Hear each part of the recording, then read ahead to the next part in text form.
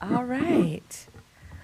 Good morning and welcome to Elk Grove Unified School District's special board meeting. The Board of Education has resumed full in-person board meetings unless remote attendance is permitted pursuant to the California Brown Act. Live streaming of full in-person board meetings will be available to the public via the Zoom platform. Today's meeting is being video recorded and will be available on the district's YouTube channel. Public comment information. During special board meetings, the public may make public comments on items that are on the agenda. Individuals with comments on general school district issues may address those at the next regularly scheduled board meeting. Requests to make public comment will be accepted for an item up until the board president introduces the item. Generally, members of the public will be given 3 minutes to address the board. If there are 15 or more comments on a specific item, the board will reduce individual comment time to 2 minutes each. If there are 30 or more comments on a specific item, the board will reduce individual comments to 1 minute each. Individuals may not defer their time to another individual speaker to increase their total speaking time. Please be mindful that district students may be watching. You are encouraged to address the board and the public in a respectful manner such that all those observing, from children to adults, are made to feel welcome, safe, and valued. The board shall not permit any disturbance or willful interruption of board meetings. Persistent disruption by an individual or group shall be grounds for the board president to provide a warning and then to terminate the individual's privilege of addressing the board.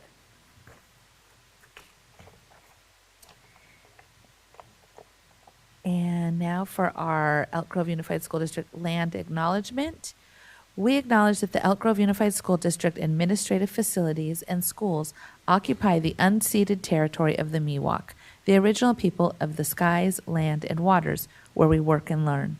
The Miwok have cared for these lands since time immemorial. They continue to teach their traditional knowledge that comes from and responds to the needs of the land and people who share it. May our daily lives and work, teaching, learning, leadership, and community engagement support the evolving vision of the Miwok for their community and these lands. May we strive to acknowledge the past for the betterment of our future generations. May we look to our tribal partners, the Wilton Rancheria, the descendants of the original people of this land, to assist with the successful education of our community. And now, I'd like to invite Mr. Ross to come give the Pledge of Allegiance.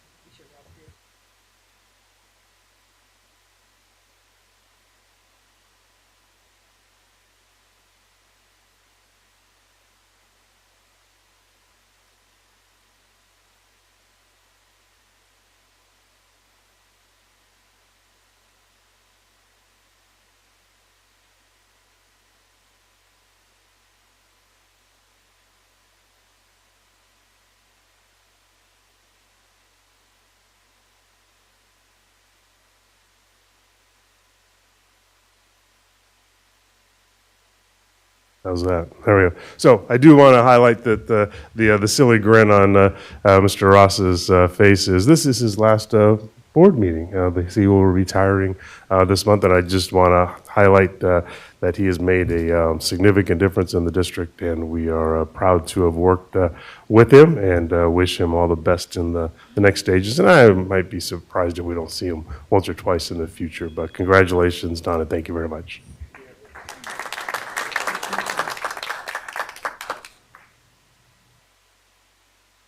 Okay, Mr. Hoffman, overview of the day.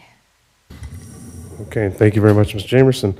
So this is our normal workshop special board meeting for August, and so looking forward to it. We have a couple of our normal topics that we take care of, and then we actually have a new one that I'm very excited about. So we'll start off with our continued work with regards to reducing exclusionary discipline. We do this twice a year, and this is our second version. So we'll do the kind of the second half of the year and the total of 23, 24. So very excited about that. The work is continuing and ongoing and challenging, but one of the things you're going to see today is just the wide variety of things. We're not just depending on what we've done in the past as solutions. We're actually looking and continuing to look for solutions to really address the issue, especially the disproportionality work. And so you'll see that in the staff. We have a number of really key people here to share the work that we're doing. The new item is the start of the school year, and so we'll do a little celebration, like a quick run around the district to see all the things, and probably not all things, but a whole bunch of the things that it takes to actually get the doors open and ready for our kids and staff at the beginning of the school year. So that should be fun. We go through the board handbook and just make sure we're kind of all on the same page. If there's any tweaks for the coming year, and then a quick look at some topics that the board has asked for, and we want to confirm that those are the topics that the board is interested in. Once we get that confirmed today, we'll go back and update the calendar, and we'll get that back out to you probably a week from Friday. That will show you all the planned topics between now and December, so the end of the calendar year. So that'll be helpful for the board as well. And then we'll break into a closed session. So that should be the day. Looking forward to it. Thank you.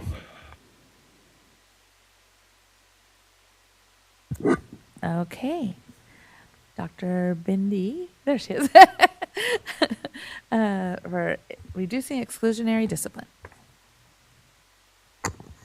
Good morning, Board President Jamerson, members of the board, Superintendent Hoffman, Ms. Avalos, colleagues. Board Policy 5144 notes that the staff will annually provide a discipline data report, and we presented the mid-year report in January, and today we're going to present the end of the last school year discipline data and some related information. So today's report follows the same format as we've done in the past. Our purpose in doing so is that the board and our partners are accustomed to the presentations as they are data and information rich. Board questions and comments from previous presentations have been used to refine our presentation today. Joining us today are several directors who will be sharing information about how schools are being supported, reinforcing the strong collaboration that exists across education service departments and elementary and secondary education. Our intent today is to provide the board a comprehensive picture of the district and school-based actions and resources being deployed to support student behavior and ensure schools remain physically and emotionally safe learning environments. As a reminder, the foundation to our approach in student discipline is that it's an educational opportunity and not administration of punitive consequences. Our belief is that clear expectations understood by the students and the staff and are reinforced with consistency and fidelity will build and strengthen relationships, develop students' academic, behavioral, and social emotional awareness, skills, and capabilities. We appreciate the opportunity to share today's information, and we look forward to the resulting discussion. Right, good morning. So we know that exclusionary discipline is directly connected to all of our strategic goals here in the district and our learning vision. And our presentation today will be similar to our mid-year report last year. We'll review our guiding principles, we'll review our data from last year, hear about our successful practices happening with our departments and our sites, and then we'll hear from our district office leaders on the departmental support that is available to our sites. And when we review our guiding principles, we want to ensure, like Dr. Graywall said, that we are being restorative versus punitive when dealing with behavioral incidents. It is a necessity to eliminate the disproportionality in the application of exclusionary discipline. We know that keeping students in class by reducing exclusionary discipline does have a positive relationship with increased connectedness to the school and students' academic achievement. And then ensuring that classroom behavior is conducive to learning and maintaining safe school safety, that is a foundational expectation for us. And with that, I'm going to turn it over to Martin and Richard so we can review some data.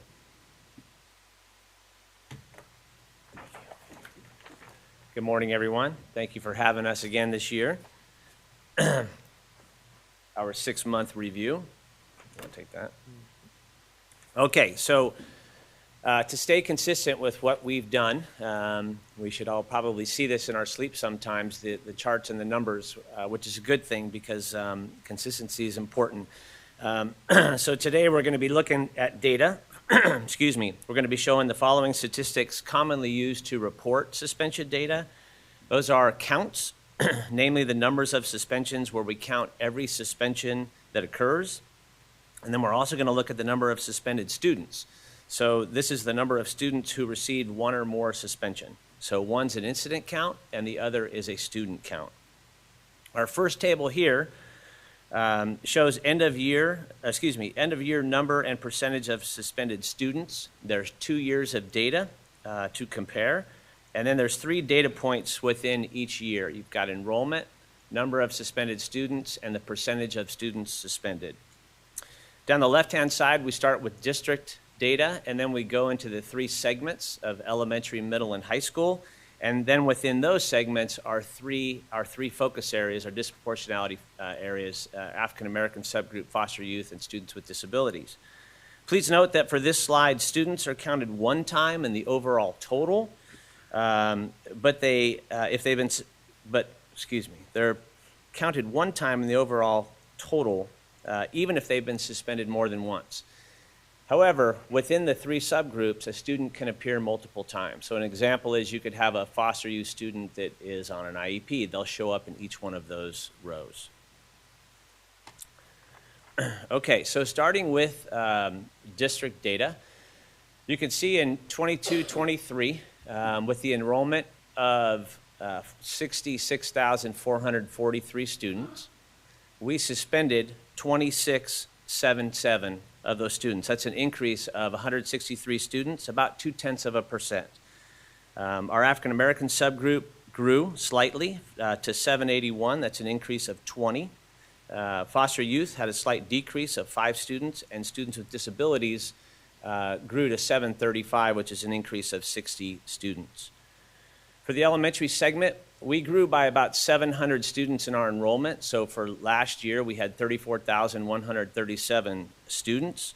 391 of them were suspended. That's an increase of 16, about 1% of the population. Our African American subgroup grew by 21. Foster youth had 9 suspensions, which was an increase of 6, and students with disabilities at 141, an increase of 8. Now Richard's going to talk about secondary.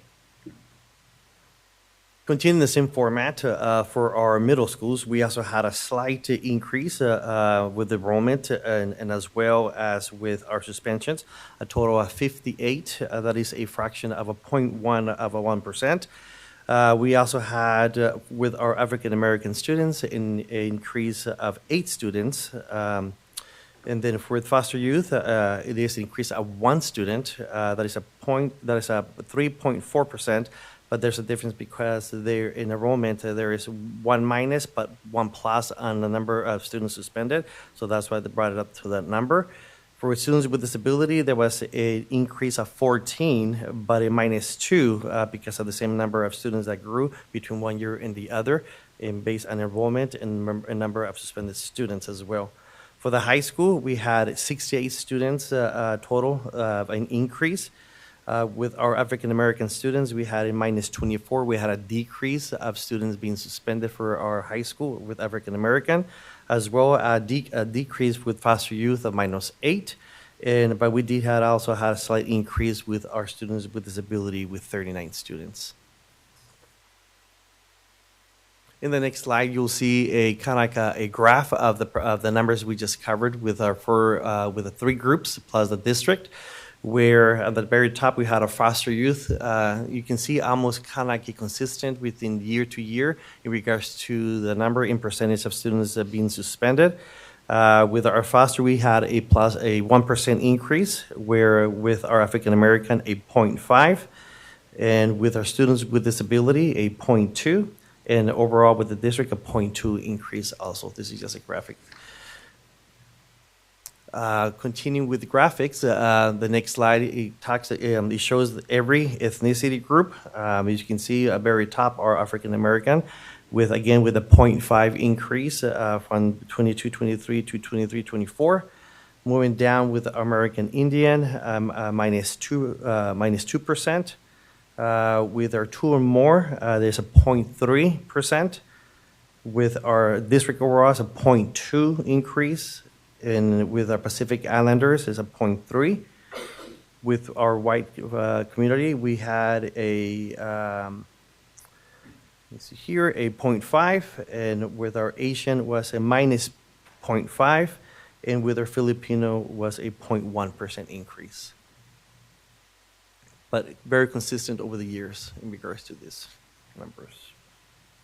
The next slide it gives us the student groups, starting with our foster youth. You see there was a slight increase there as well, With our homeless, also, there is a increase a little bit from one year to another. That is about a 3.2%. And then we had a 0.2 with our student with socioeconomic disadvantage. And again, with the USD, we had a 0.2, and with our EL, there was a 0.2 as well.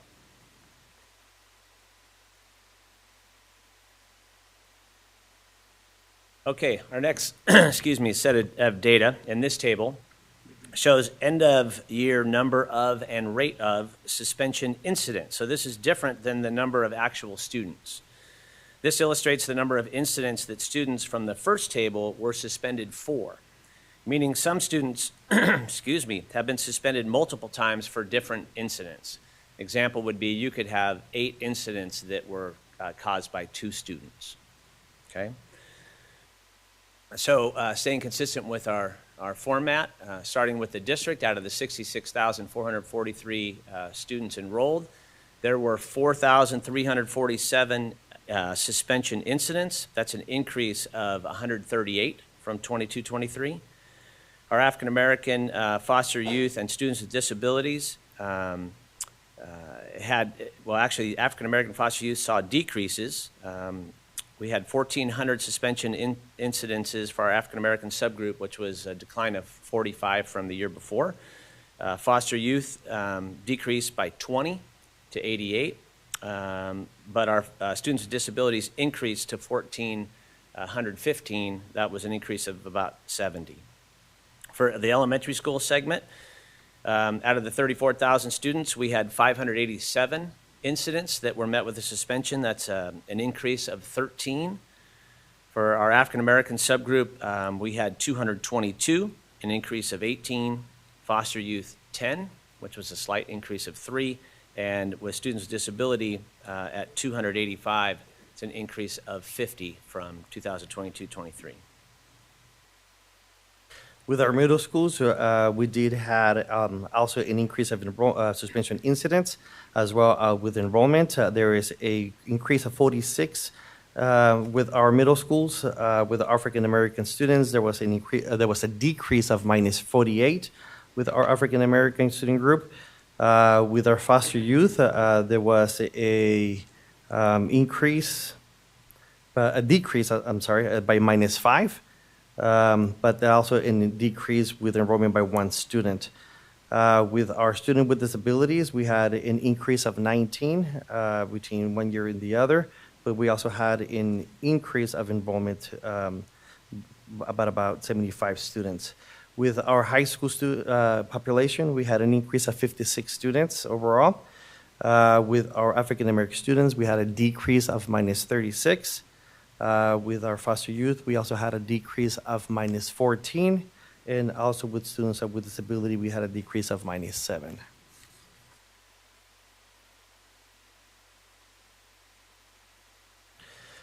This is another visual representation of the suspension incidents. You can see also kind of very consistent, kind of gonna wave down a little bit.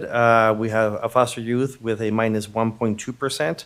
With African American, a -3%, with students with disabilities, a -2%, and overall with the USD, a -1%. Okay, excuse me, this next chart, it's a great visual representation of the violation categories and then how we responded to those violations. So on the right side, you can see a list of violation categories. On the left side shows you a quick visual of teacher-managed versus other means of correction versus exclusionary discipline. So well, it should be aqua, it's light blue up there this morning. That's the teacher-managed part. The darker blue would be other means of correction, and then the orange is exclusionary discipline. So just to go through, give you a couple examples. The very first, the top line is defiance, disrespect, noncompliance. We had just over 10,500 violations in that category. 59% of them were dealt with through a teacher response. About 39% came to admin, and there was an alternative provided, other means of correction. And a little over 1% were met with a teacher suspension. That total, that 1.4% was 179 suspensions. If you see just below, on physical contact, physical aggression, out of the little over 7,900 violations, 36% were dealt with staff, with teachers, managing in their classroom. 45% were dealt with other means of correction, and then 18% dealt with a suspension. That equates to about 1,400 suspensions. That was up 200 over last year, over 22-23. And then if you go down a little further to fighting, you could see more of an orange row. 83% of the fights, there were 1,400 of them, were met with a suspension, and 17% with other means of correction. You'll notice that there's not a teacher-managed percentage there because majority of fights would go to admin to address, to respond to. That percentage of suspensions equates to 1,159. That's actually down 38 from a couple years prior. Interestingly enough, and we don't have this up there, but if you, the colored chart, if you put up 22-23 right next to it, they're almost mirror image, which is, kudos to our teachers and our admin teams for really calibrating how they respond to the violations, because they're literally spot on. So good for them. High five to them. Okay. Further breakdown of responses to incidents. We had 7% of all of our incidents received a suspension. That's a decrease of 2% from 22-23. So if 7% were suspended, 93% received some sort of alternative. 47% of that, almost half, received a teacher-managed classroom response. That's an increase of 1 from 22-23, 1%. 25% received some sort of detention, loss of recess, timeout, etc. That's an increase from 18% in 22-23. 13% received an administrator-student conference or guardian contact, a decrease from 17%. 6% received a mediated response of some sort. Could have been a restorative, a chat, conflict mediation, or perhaps no contact contract for students. That's a decrease from 8% in 22-23. Some examples as to how behavior incidents are responded to.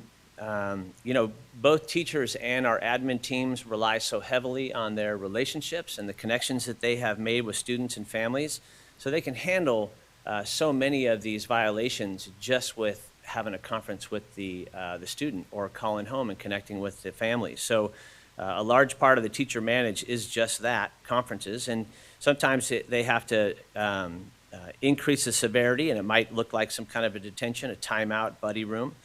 Maybe they adjust their seating, the location. They utilize the MTSS process. We had over 1,270 more referrals in 23-24, MTSS referrals, which means teachers are following the process and they're using their resources, which is a great thing.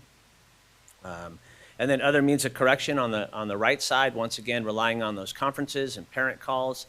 Sometimes that's a restorative conversation, but sometimes we have to increase the severity of it, and we look for mediations or a detention, and then also following the MTSS process.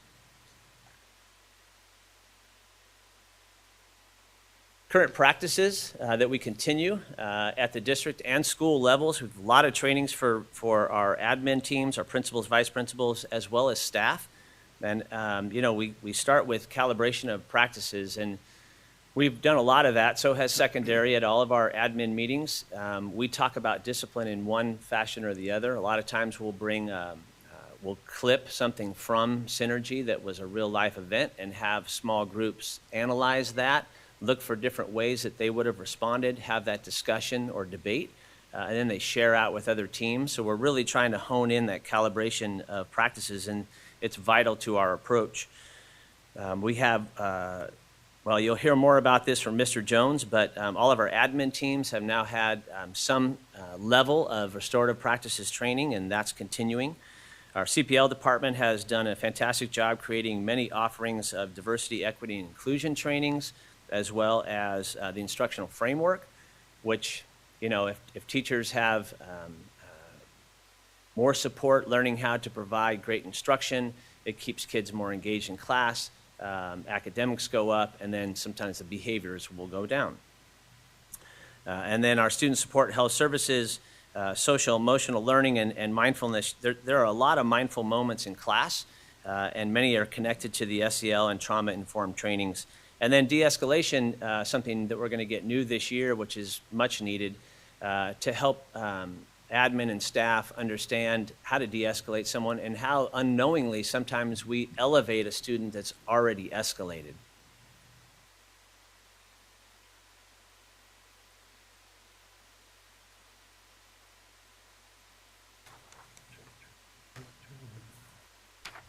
Continue with our best practices. We are continuing with the use of discipline metrics with fidelity. We do this for every suspension on our campuses. We have our BPs collaborate with each other, never make a decision on their own, always inform the principal in regards to who's being suspended, the reasons why we're being suspended. There's times where the principal has to approve the suspension, and constant collaboration and calibration with Mr. Don Gordon and Keith Mims. We also bring them on board, talk to our vice principals, do some training with them, bring scenarios that our BPs have encountered or faced, throughout the years, just to make sure they are calibrated. Consistent implementation of Tier 1 multi-tier systems of support and positive behavior interventions with BIS. Our schools are working on creating systems in which Tier 1, such as classroom interventions. This looks at PBIS school, RTI, social-emotional learning, restorative practices, specific academic assessments and interventions, and the use of published curricula selected by the school or district, such as Second Steps or Character Strong. Interventions in alternative to suspension, including restorative practices, wellness centers, wellness providers, and IEP team collaboration. Admin was and has been trained on restorative practice, as Mr. Martin Fine shared, and more we will hear from Mr. Corey Jones. And our schools are using more of a care for all child approach by having a wellness approach, kind of just listening to them and see where the behavior is coming from, which leads to our Tier 2 practices to identify primary causes for student behavior. These targeted practices for a group of students who need more structure, feedback, and structured support of Tier 1 alone, such as external or internal factors are happening. External could be things such as lack of resources or support, home or parental issues, physical, mental, emotional wellness. Internal could be causes such as bullying, academic readiness or loss, or physical, mental, emotional wellness as well. For regular monitoring this grid, also we monitor our data and collaborate with staff to identify and replicate best practices. Our admin have access to monitor a lot of data through our research and with our own within data. Research and evaluation have put together a lot of great data points so that our admin can access and then pull and also calibrate within themselves and bring our teachers on board and share that data so that they can continue to work together. This also, remember, our behavior, academic, and social emotional data points that our admin can pull on a click, very easy. Access. Current practices, continuing. Additional funded staffing and supports with our vice principals, counselors, social workers, campus supervisors, and academic intervention teachers. We also improve focus on instruction and the connections to social emotional learning. We'll hear more from Ms. Lorraine in a minute about this, but we also learned that this social emotional includes self-awareness, self-management, social awareness, responsible decision-making, and relationship skills. But we see a lot of this happening more in our programs, pathways, and academies like AVIDS and those programs where students have more connected to each other, and they can see that that we have these social emotional practices there. Connect students to campus through clubs, sports, and expanded learning. This is a focus for all of our schools to ensure that students are connected in some part of our campuses. It could be in a program, club, pathway, academy, sports. We also expand student voice and decision-making via student equity councils, Black student unions, where many of our schools have one, and student governments as well.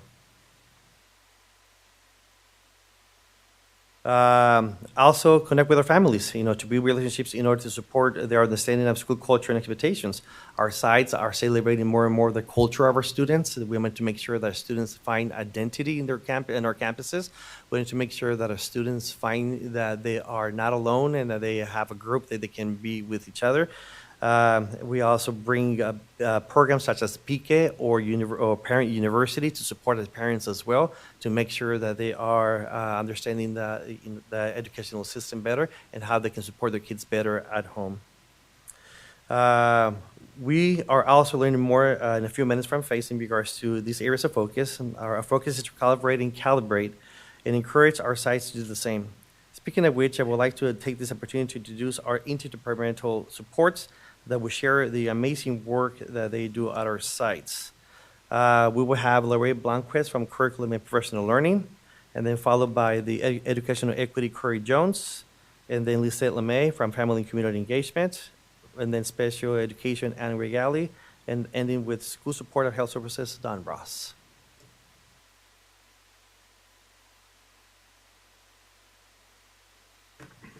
Good morning.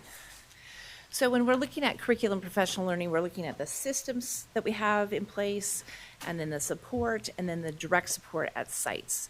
And as I was heading over here, my admin assistant said, what's this board presentation about? And I said, discipline. What is that? What does instruction have to do with discipline? I said, you show me somebody who has students who have agency and voice, a culture in the classroom that is welcoming, engaging activities, and I'm going to show you somebody who has very few disciplinary problems in their classroom. Kids will outperform for somebody who they know has their back. And so that's kind of the lens that I want to show curriculum professional learning. You've heard the instructional framework many, many times, but again, that is one of those places that my colleagues will speak to their specific work, and it's not just in CPL. So for example, when it talks about formative assessment and feedback, when we talk about getting feedback, and I'm going to ask you to think about this yourselves, who would you best receive feedback from? If somebody's going to give you some information to hone a skill or make something better, are you going to receive it best from somebody who you know cares about you, has your back, has your best intentions in mind, or somebody who's a stranger, somebody who feels that they should share this for your benefit, but they don't have a personal connection with you? Chances are it's the first one. So when we are doing our professional learning, we talk about a warm demander, somebody who demands you to reach higher limits than what you thought you could reach, but it's because it's asset-based instruction. We recognize you're coming in with these skills. We're not looking at it like you're missing this. You're here, we're going to build on that. So it's asset-based instruction. That's part of what we do with the instructional framework and the PD that we're going through with our teachers. Talking about how important active participation is. Part of, you've seen social emotional learning mentioned. Self-management is one of the practices, castle competencies of SEL. When kids are in groups, in cooperative learning situations, we want to make sure that they have norms in place. They know how to speak to one another respectfully. That we give them a meaningful project or something to really problem solve or really dive into. It's not low level. So we have that level of rigor expected. That's part of what we're doing with curriculum professional learning. We have interim assessments then that are gauging progress so that we can target instruction to those standards and pieces that it seems like our kids really need support on. When we look at the framework observational note-taking tool, font, you might have heard that, because it's great to do PD, but unless there's some kind of follow-up, it doesn't usually go anyplace. So the font gives us an opportunity to use data, and administrators, where we're partnering with secondary ed and elementary ed for expectations for site administrators going into the classroom, calibrating our thoughts and looking at what are we seeing is in the continuum of 1 to 4, where are we with high level first time instruction? And so that font is a way of collecting that data to make sure that we know what our practices what practices are in place, and then what kind of professional learning might be needed as a result of that. What I don't have listed there, but it's actually part of curriculum professional learning, is even the curriculum itself. Do our kids see themselves represented in the curriculum? That's hugely impactful. You walk into a classroom, what do the walls tell you about the kind of welcome and the support that you're going to get when you walk in and you're a student of color, somebody who's moved around in transit? Is it a safe place? Because that makes a huge difference for kids and learning. When we go to training support, we've got those instructional framework models. We have a principal series. This is our 3rd year that we're starting on. And it's been very, very well received by our principals because it's targeted for their lens in looking through curriculum as a leader of instruction. We have, looking at our LCAP, every single LCAP that was created had some kind of instructional framework goal to it. Because when we're talking about moving the needle for student learning, we know that there has to be something targeted in place. And then when we talk about direct support, we've got those follow-up kind of meetings. We've got Google Forms where there's been a lot of positive response when we are going into classrooms and filming. And we're talking about what we actually see, how do we calibrate this, where does it fit on the continuum for our description of practice with the instructional framework, how can we have support at the district level for our admin, but also at the site level for our teachers. And so we have multi-department collaboration. That's a beautiful thing. When we have these monthly meetings, we have instructional coaches and curriculum specialists and EG8 support staff coming together and having this really strong common understanding of what we're expecting when we're talking about Tier 1, first time high quality instruction. Having teacher leaders, building teacher leaders, because it's not a one and done, it's a team effort. So having teacher leaders to be able to speak to, how do we go through this data? Like what's a safe way of even talking about this at the site level, in grade level teams or course-alike teams? And we can support that through the work of our instructional coaches, our curriculum specialists, and the work that we've been doing in a multi-department kind of way. So with that, I want to turn it over to my colleague, Mr. Jones from Educational Equity.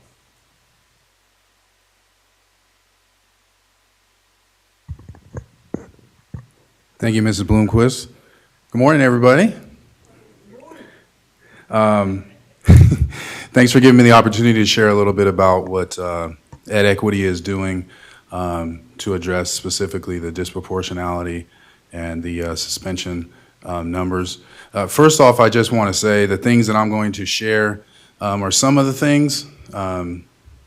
It would be a 2-hour presentation probably for me to express all of them, but I think the thing that gives me maybe the most hope in really addressing these numbers is a collaboration that our department, the equity department, is doing in connection with many of these things that are being shared, some that aren't being shared. I truly believe it's through that collaboration, through that communication, through that team working that we will find a path to specifically address these. So I just want to thank my colleagues for putting up with me sometimes when I call and express an idea. And it's been very helpful for me and enlightening for me. But to specifically talk about some of the things the equity department is participating in, some professional development. So as you know, we've started the restorative practices district-wide implementation actually last year with the pilot, but as of this school year, we're moving towards implementing that at every site. That work revolves around a lot of professional development. So as was mentioned earlier, we've had several site leadership cohorts go through 3 days of kind of initial restorative practices training to kind of orient the leaders before it reaches their site on what to expect, what their staff will be receiving. So we have gone through cohorts, so every school has had leaders trained, and it's an ongoing thing to keep up with the staffing changes. But that has currently happened. We are currently, as of today, having our first Tier 1 team workshop. So the restorative practices Tier 1 teams are teams that will be identified for each site, made up of those site individuals that are kind of the boots on the ground, if you will, for each site to kind of help usher in this restorative practices implementation throughout the district. And the first of those Tier 1 team trainings is happening today. So we will have several cohorts over the next couple of months go through the training, and all schools will have cohorts trained by the end of this October. And starting this semester, we will have site trainings. So these will be trainings where each individual school site will have their staffs trained. Those trainings, like I said, start this semester. It's a series of 4 workshops. The first 2 will be in this school year, and the next 2 will be next school year. Once again, these are kind of initial kind of implementation training workshops for the staff. The workshops 1 and 2 for this school year have been scheduled for every single site, and those will begin in September and run through the spring. And then, like I said, workshops 3 and 4 will be scheduled for next school year for every site to complete that initial training. We also heavily support, as was mentioned before, providing opportunities for student voice and agency. You know, obviously, the more engagement students have with directly creating the environment at their site, the greater ability for that site to create a connection and a bonding with the students. And we know that we have positive outcomes when that increases.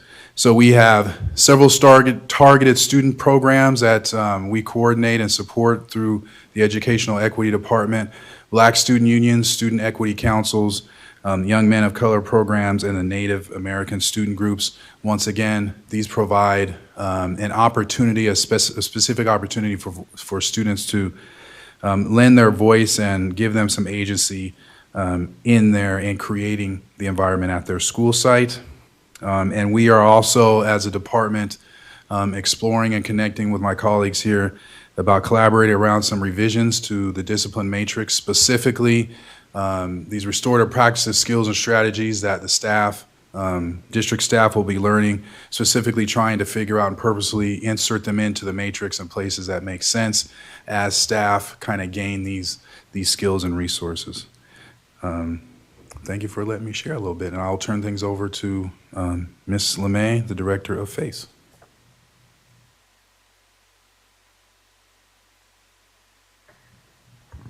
Thank you, Mr. Jones. Good morning, everyone. Thank you for another opportunity to be a part of this presentation to share what FACE does in collaboration with various other departments in support of the work to reduce exclusionary discipline. And you'll have to excuse me, I have a cough drop in my mouth and a tickle in my throat. Here we go. So we continue to provide multiple workshop and small group learning opportunities for families and staff to build connections to one another, to their students, as well as to their school communities. During these opportunities, information and resources are provided that help our families understand how to navigate our school system, as well as bridging those basic needs supports. And although this isn't an exhaustive list, what I'd like to do is just highlight a few of the workshops and professional learning opportunities that we are providing as they speak to forming those connections between the adults and the students, and then the community at large, because we know that that sense of belonging and connectedness is really important and goes a long way toward, as I think Lorraine mentioned, it's a piece of making sure that those behaviors are decreasing. So first, I'd like to lift up the Chronic Absenteeism Task Force that we started last year. This is a collaboration between FACE, Ed Equity, and our School Improvement Supports Department. We come together and we just strategize. We look at trends, and then we strategize what are some resources that we could provide that would address barriers to students getting to school. One thing that we're proud of that came out of this one of our meetings was a workshop that was developed specifically for staff. The workshop is entitled Understanding the Story of the Empty Seat. what research bears out is that attendance addressed at the lowest level is most impactful. So we emphasize to teachers, one, to be aware that there are adverse circumstances that some of your students may be experiencing that impacts directly their attendance. And so addressing those things from a supportive standpoint goes a long way to, again, drawing those students in and having them feel connected to the classroom environment. Our positive home visits are continuing this year. We know that this is the #1 strategy for establishing positive relationships among students, staff, and families. Those continue throughout the year. So far this year, from June 1st till now, over 1,700 students have received home visits to welcome them back and kick off the year. The power in knowing a student's name or a student knowing an adult's name as they walk onto campus that first day also goes a long way toward those feelings of connectedness and belonging. And finally, I want to lift up our caregiver cafes. I shared a little bit about these with you all last year.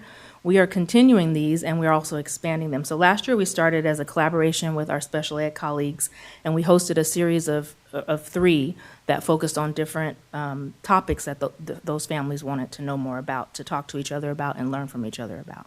This year, we are expanding our cafes to include our foster youth families, as that was lifted up as a need. So we're happy to be able to fill that need with those cafes.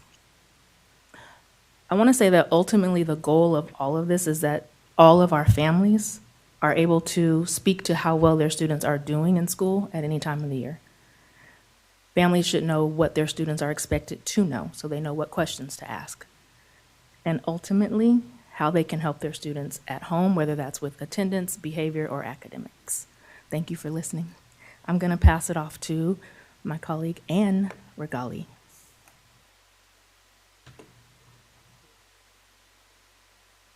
Good morning. So a while back, I was here talking to you about special education and how it is not a place, it's a service. But I start off with how many, if you could guess, how many suspensions that we had at Jessie Baker. I'll tell you something, it's closer to 0 than any other number. In 12 years, we have had 0 suspensions at Jessie Baker.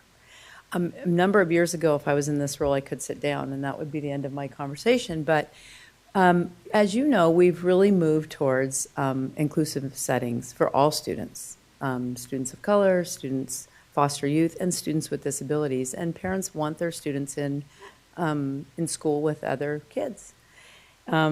As far as the discipline piece and exclusionary discipline, I cannot thank my counterparts here enough. Hearing them speak just this morning and hearing about the instructional framework and caregiver cafes, I am so grateful because it's that work and that collaboration that allows us to ensure that students with disabilities are in the classroom and they stay in. And we have, as far as steps we've taken in the last year or so, and I think I mentioned this before, we hired some positive behavior interventions. We have hired 9 behaviors to support our elementary schools so that we can support students who have disabilities and may have behaviors in the gen ed setting. We've also collaborated with Ed Services, or CPL, to develop a plan for pre-referral interventions for targeted populations who might otherwise be identified as having a disability. Sometimes it's the behavior that lends itself to being identified, so we can address that behavior early on. We can focus on academics and avoid the referral. We've increased communication among site staff and case managers prior to manifestation determination, so we can adjust supports, increase or decrease, and all students with disabilities have access to the Tier 1 and Tier 2 interventions. You don't necessarily need to add something to the IEP, they just need access to the supports that are there for every student. As I think Richard mentioned, we've provided crisis prevention intervention training, and I think this was Martin, the de-escalation cycle management, to try to identify the triggers before something happens. And again, that can decrease the maladaptive behaviors just by a student feeling connected and heard and having time to cool off. That training has been provided for all site administrators and then teachers as well and staff. And then, of course, we've continued our work with the Community Advisory Committee parent trainings to support their understanding of school culture and expectations at school. We have behavior training and we have IEP trainings and communication home to school to home. But the bottom line is, rather than talk about moving every child to a more restrictive placement, our goal is, and I ask our team this every week, how can we make this placement work? What do you need so that this student can be successful in this setting? So that's our goal, to try to reduce exclusionary discipline from special education. Thank you.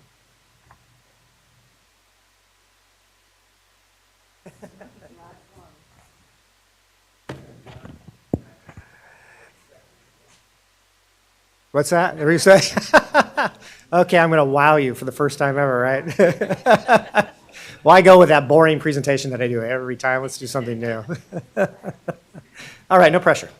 So good morning. I'm happy to present today. One side.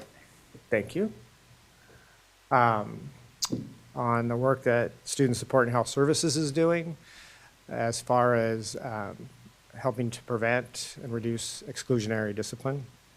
And the first thing that you're going to see on the slide is that focus on Tier 1. And probably besides the fact that this is the last board presentation that I'm presenting that brings me joy, the fact that I've heard Tier 1 mentioned so many times brings me even more joy. Because it really is a district, even though it's on this slide, focus on Tier 1 and it's under Student Support and Health Services, it is a district initiative. Tier 1 is a focus across the district. We all play a role in that, and as you've seen, it's evident, right? CPL and the work that they're doing with our teachers and the instructional practices, Ed Equity and the work that they're doing with restorative practices, family and community engagement with our families and connecting them and making sure they understand what's going on in school. And as Ms. Lavasser always says, learning begins at home. So it just does across the district. It's so vital that we continue to focus on Tier 1. As I talk with other districts and other folks, when they talk about MTSS, they talk about Tier 2 and Tier 3. They don't talk about the work that they're doing in Tier 1, even though that's the foundation that we all are part of. So we're continuing that, and we're going to continue to identify those practices in Tier 1 that help us prevent exclusionary discipline. But we do have Tier 2 teams at all of our sites, and I'm happy to report they meet regularly. They're really focused on problem solving and getting to the root cause of what's going on with a student and identifying the correct intervention for that student, and also going back to Tier 1 and saying, here's what you can also do in the classroom. So that's important. They are receiving training, continual training, as our Synergy, MTSS Synergy module, part of our student information system, develops. And so they are continuing to work on developing those plans, monitoring those plans, and inputting the plans so that we can monitor how effective our interventions are. Last time I was here, I talked about student study team, and Patty and Tara went on the road and delivered a training to all of the elementary teachers, and this year the focus is going to be on our secondary, so they'll receive the SST training. And then new this year is our early warning system, EWS. That is part of the MTSS Synergy module, which is part of our student information system. That's a way for us to take a look and see what students, using the data that's in Synergy, what students do we need to focus in on and try to do it early on. We are going to go at this slowly, so we are in a pilot process. We're going to identify 2 schools at the elementary level, 2 schools at the middle, and 2 schools at the high school level, just so we can get familiar with it, see what kind of information it provides us, and then how are we going to respond to that information. So more to come on that. Right now the team is getting the information they need to identify what indicators are going to be there for identifying a student who needs support, and what those thresholds are for each of our schools, or district-wide. It's another thing that we have to answer through the pilot. And then We have our Children Youth Behavioral Health Initiative, which was a grant, one of the grants, many of the grants coming out of the state, that focuses on peace corners. And so many of our teachers already have what calming corners or peace corners. But this grant will provide the training. There's two parts to the training. One is trauma-informed care. That's part one.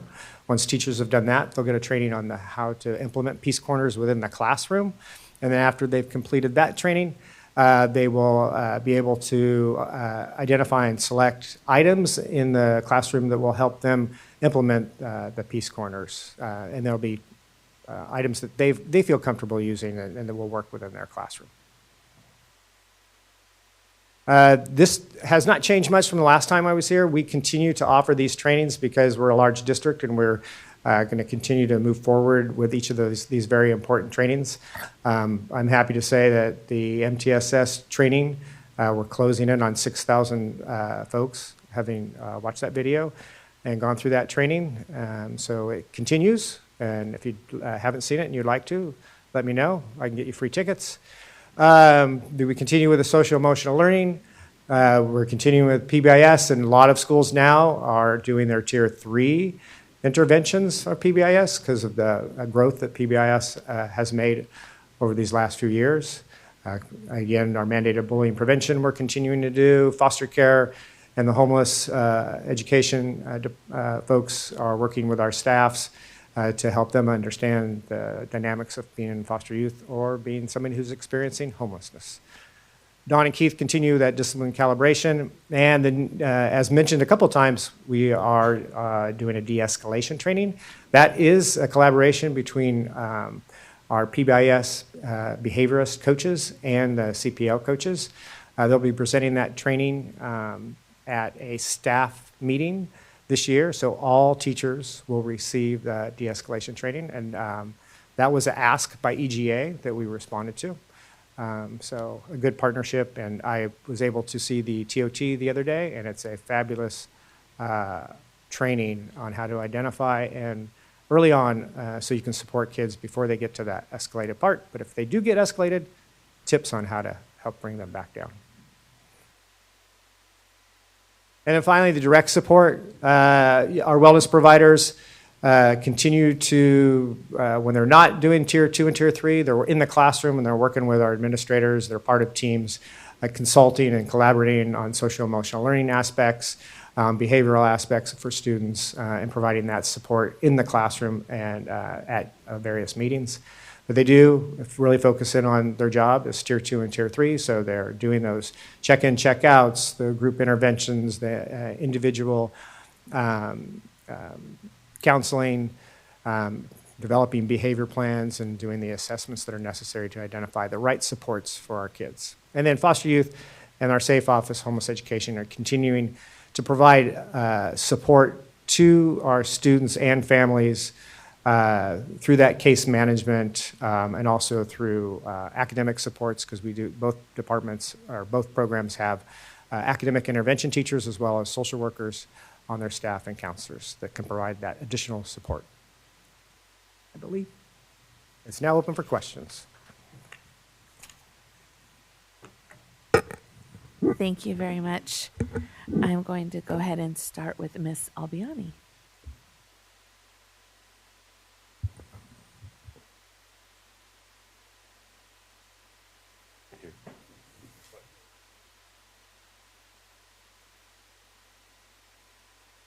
Yes? Oh, yeah, there it is. Okay. Thank you very much for the presentation. I had a few quick questions. I think we know how much work's been going into this, and it's really good for the public and for everyone to see every department is focused on this. So let's just start on page 11, please. These numbers will never be zero because bomb threats, fighting, drugs, weapons, alcohol, drugs have to be dealt with. And I appreciate the fact that this graph has changed considerably, and even showing it in the future would be great, because I don't think anybody can understand how much this graph has changed. It is now, those are the areas of focus, those are the areas of safety. I don't want to send my child to a school that doesn't take care of that. Nobody does. So we are taking care of the business that has to be taken care of for the safety of our staff and our students. And past that, I have to give kudos, I agree, to the teachers who are picking up a huge piece of what they didn't in the past. And I'm not sure they knew how. I don't think it's not a hit on teachers. I mean, I was a teacher. I wasn't trained in those things. And so now we're training people to give them the equipment they need to succeed. So I really appreciate that. Of course, the disproportionality, which I do appreciate, we never try to hide from. We as a district are very transparent about it. I think we're trying a lot of things. Middle school is a glaring, like, ouch, middle school is hard. So what can we do to bring these littles to middle school and let them succeed and control their budding emotions? It's a tough 2 years. I've had kids. I know it's a tough 2 years. But there has to be some sort of focus. So, Mr. Corey, when you say you went to every site last year, just 2 quick questions. You mean elementary, middle, and high school, right? You're going to make it for tier 1 and 2 of restorative practice to elementary, middle, and high school this year, correct? Tier 1, yes, to every site for Okay. half of the workshops. Half of the restorative, stage 1 and 2. I don't remember how we refer to it. There's 4 parts, and we're going to get 2 done this year at every single school, elementary, middle, and high school. Okay. Yes. And Monterey Trail, region or high school has had 1 through 4? Region. Region, That okay. was the pilot region. And do we find, because I was surprised on page 12, restorative practice use is down a little? It's 2%. Are we finding it up in Monterey Trail? Is it getting used more there as they're trained? Are we going to have an idea? Can I just Yeah. just offer something about the numbers? So there's a lot of overlap when we look at how we respond to different behaviors. And when you go into our information system, synergy system, and you're choosing how you're dealing with this, like I can guarantee you that every time there's a behavior violation, there is some sort of conference that happens with the teacher or the parent or the admin. But that may not get, because it's on just the norm, it may not get clicked Okay. within our program. And so same thing, they're having that conference, they're having that restorative chat, but it might have ended, let's say, in a detention.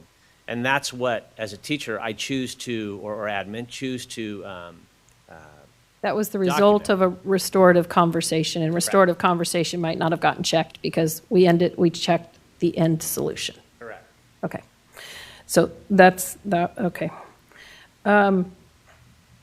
Yeah, I just, like, let's figure out how to help these middle schools, man.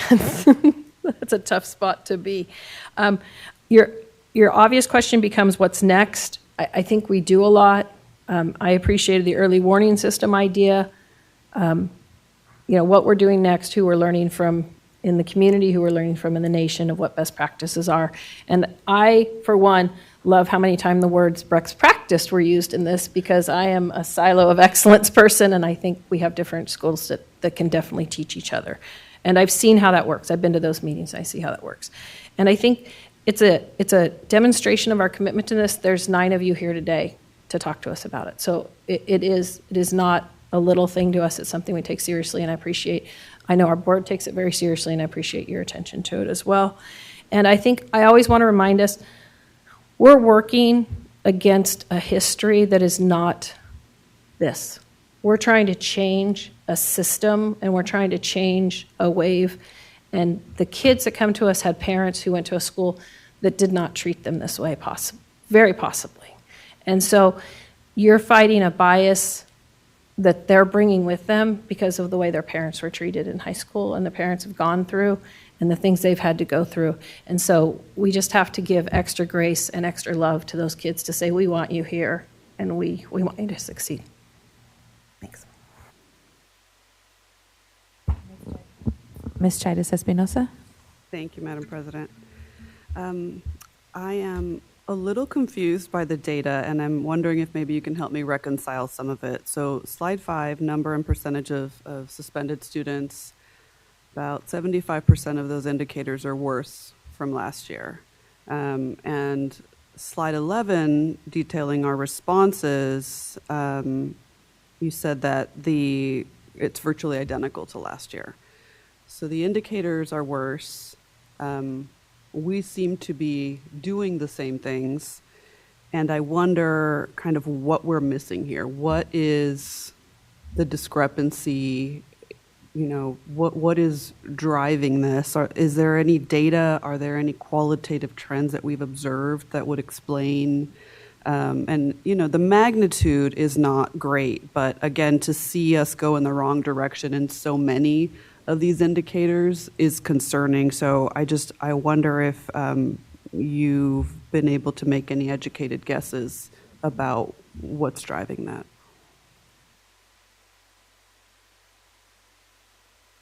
What's that? Slides 5 and 11 are the ones I referenced.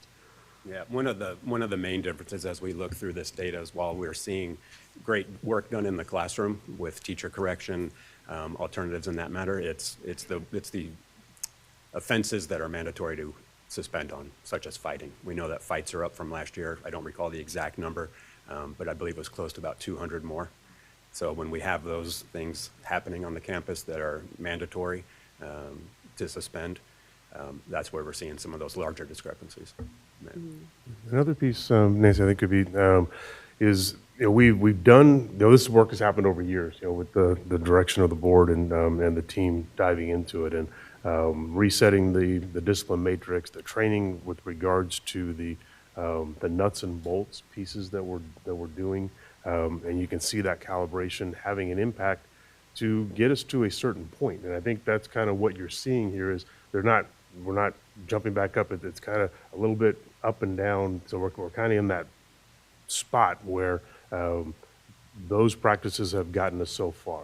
I think the restorative practices, as an example, that we did that in the Monterey Trail region this past year. This year we'll get all sites done with the first 2 levels, and then the next 2 levels will be done next year. That's a piece of we know we need to do something else, and so I think this is an example of many of the things have been in place and are now systemic, but others we're on the cutting edge and just starting to do a deep dive into them. So the de-escalation training as well. Those are things that the research says works, and so we're diving into those. But it's as we all know, you can't just flip a switch and say, okay, we're all de-escalators now, and so we're going to de-escalate every situation. It takes time to roll that through. So we recognize that the numbers have kind of plateaued better than they were, especially if you go back to 2018-19, which is kind of that base year. The numbers are better. The disproportionality piece, still there. And so I think the restorative practices, the de-escalation pieces, and the other focus we talked about was improving the quality of instruction kids get every day.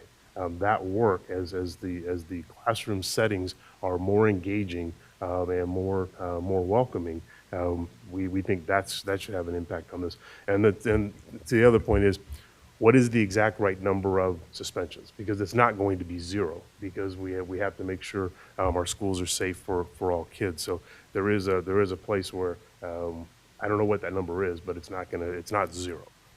But a lot of good work. I appreciate the comments. Yeah, one of the points I was excited, anticipating as we go through more of the restorative practices training, while our numbers are up on page 5, on slide 5, when you look at the number of students who are repeating offenses, specifically within our targeted subgroups here, those numbers are down. So while we might have more incidents happening, the same students aren't committing again. So going through that restorative practice, having those other means of correction, we're having meetings between students who might have been in a fight, having a restorative circle with them. How do we heal? How did we harm? How do we learn from that behavior so we don't do it again? That's what I'm excited to watch as we get everybody trained through restorative practices. Yeah. Thank you both. If I could just offer one more point of clarification, if I understand you correctly, when you're trying to compare slide 5 with, I think it was 11, 5 is the student count, so those are suspended students. 11, this shows incidents. So you're going to have less on 5 than you would on this. Understood. Thank you. So just couple of comments. First, very excited to hear about the de-escalation training coming on board. We probably all need it. We should talk to CSBA about offering that. Yeah, obvious benefits to students and to staff safety. So I'm very happy to hear that that's coming on board. I struggle with how to describe this, but in Ms. LeMay's presentation about the work FACE is doing, it really calls to mind the fact that I don't think we as a society have really wrapped our arms around the full impact of the pandemic, and the the tragedies that led to the racial justice movement, which were all happening at the same time. I think it takes many years to really understand the full impact of that. And in FACE's work, I see, a scramble to try to address as much of that as possible. We know from smaller, in magnitude, situations like wildfires and evacuations and things like that, what a tremendous impact that can have psychologically, even years down the road. So it stands to reason that, with things like this that were national and global, the impact is going to be stronger and longer lasting. So I think that we're going to have to continue to invest in this type of work that FACE is doing as we learn more about kind of the invisible scars that people are walking around with, both our employees, our students, their families, and, in many cases, they don't even know, right, that they were affected. I almost wish that, there was a physical, visible manifestation when somebody was walking around with something like that. It would make it so much easier to know what we're dealing with. But we are kind of in a brave new world, and we're only at the beginning stages of really understanding the full impact of that. Clearly it has some effect on the attendance numbers that we're seeing nationwide, but in every interaction that we have with the people that we serve. So just wanted to pipe in and say I'm very appreciative of the work that is being done. I know many of you have been with us, at this for years, and I'm very grateful for everything that has brought us to this point. Mr. Hoffman rightly points out the dramatic improvement that we have made and the fact that we have to continuously be searching for what else we can do. And the work that, all of this work obviously is very important, but in addressing kind of the community-wide impact and the interactions it has with our students, I really want to highlight the work that FACE is doing as something that's going to be increasingly important. So thank you.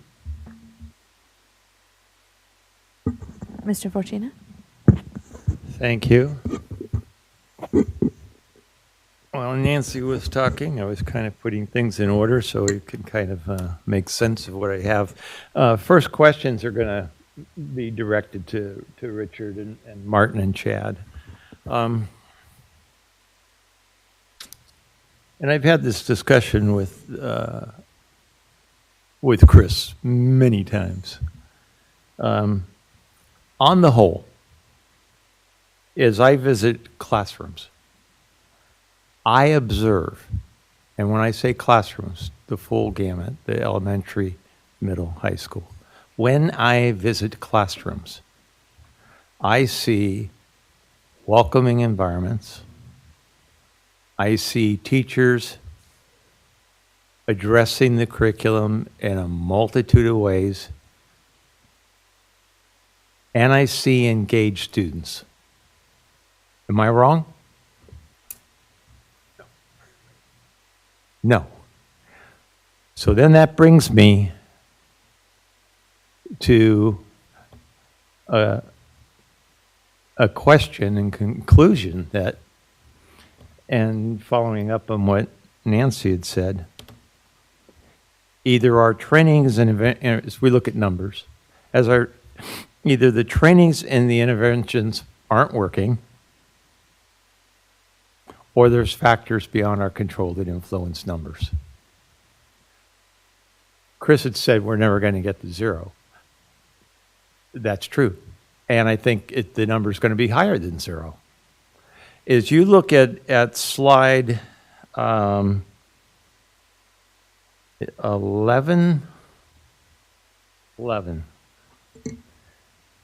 when we look at the exclusionary discipline data there, we don't have any choice on most of those. So all the training in the world isn't going to necessarily affect if someone comes to school and they're selling drugs.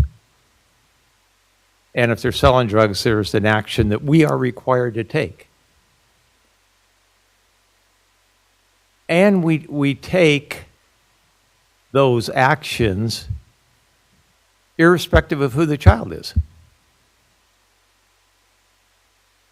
And so your numbers become your numbers.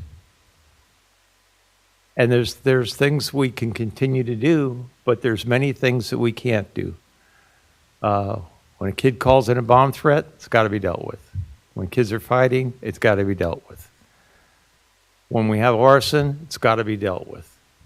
Now, you could certainly employ restorative practices, which we've talked about for years, in an attempt to persuade the student there are other ways of dealing with whatever the issues were that caused that. But in the meantime, the students are suspended. The numbers are the numbers.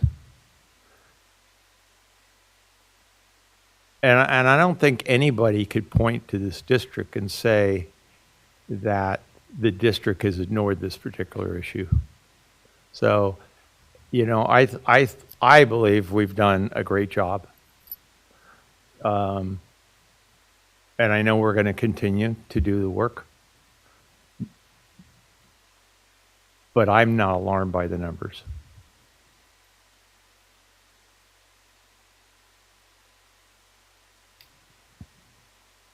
One thing that was shared, and we all know it, it's going to stay that way. Elementary is low. It spikes in middle school, and it drops in high school. That's the way of the world. On slide 16, you talk about connecting the students, you know, through the clubs, sports, et cetera, et cetera. And again, this is an area we've talked about before. There's thousands of students that get connected because of who they are.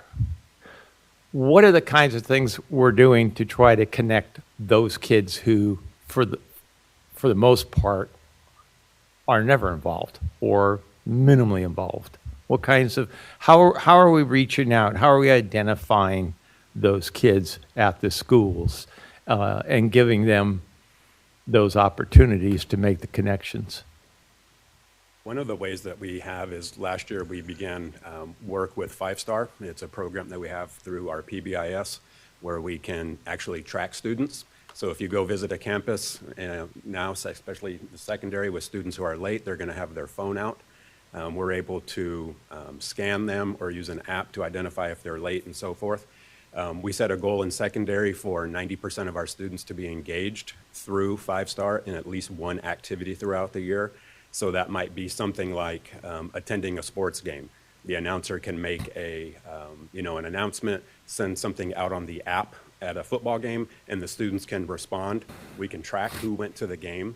So as the months go on, we can identify students that haven't been to any event, such as an athletic event, and reach out to those students to see if there's something that they might be involved in. A lunchtime activity, perhaps, something before or after school. So we can actually start tracking that now. That's good. You know, I don't recall hearing about that program. We had some sporadic use over the past years, and then last year we signed a district contract with them. Okay, I'm gonna, you know, and I'm sure Chris is gonna jump in and go, I'll get it for everybody. I really would like to have more information on that. Happy to do that for you. We will provide an update to the board. Does it? Yeah. Mm-hmm. Well, Yeah, having children in school right now gives you an advantage over Regina. Yeah. We use it for a variety of things. But yeah, we can actually Okay, track let's that see, I data got now. that one. Say that again? What's the name of the program? 5-star. 5-star. 5-star. You know, and you know, there's, I certainly have advocated for all the kids. I think that's a known. And there are certain populations that I've spent maybe more time with than others. And the numbers of some of those kids are terrible. But it's foster and homeless kids. What they go through is unbelievable. I've talked to teachers, and they're certainly, I have to say again, they're sensitive to the issues.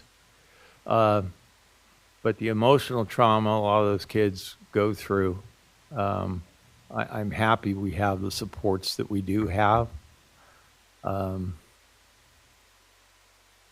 And we get what we get, and we do the best. We do the best. So once again, you know, I don't like those numbers, and I think from the work I've done, I understand those numbers, but I know we'll continue to do more. Okay. Corey,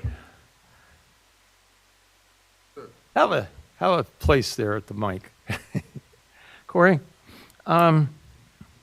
Equity has come in and done a lot of things. The one thing I didn't see on your presentations, or on your presentation, is an indication with respect to how much time do the coaches spend in the classroom working with children and the teacher?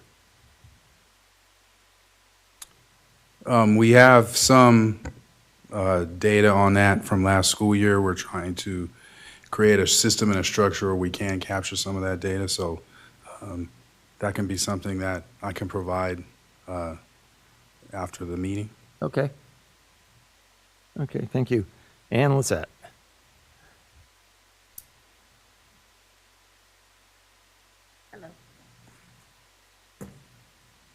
Hello. Two questions for you. One thing I didn't see in your presentation, which you do, is newcomer centers. Mm-hmm. And can you speak just a little bit about that in terms of how you help the parents make the connections that they need to make? For sure. So the newcomer centers or the welcome centers provide direct support to our parents, our families who are new to the country or new to our educational system. Everything from helping with enrollment to getting proper vaccination. Most importantly, we have what we call cultural concierges. We have staff who have lived that refugee experience, who speak the language and who understand from a cultural standpoint what families are going through, and then are able to help them also understand the expectations of our system, but do it in a culturally appropriate way. And so that is one way in which the Welcome Centers support families in navigating our system. Okay. I'm going to try to be tactful on my next question.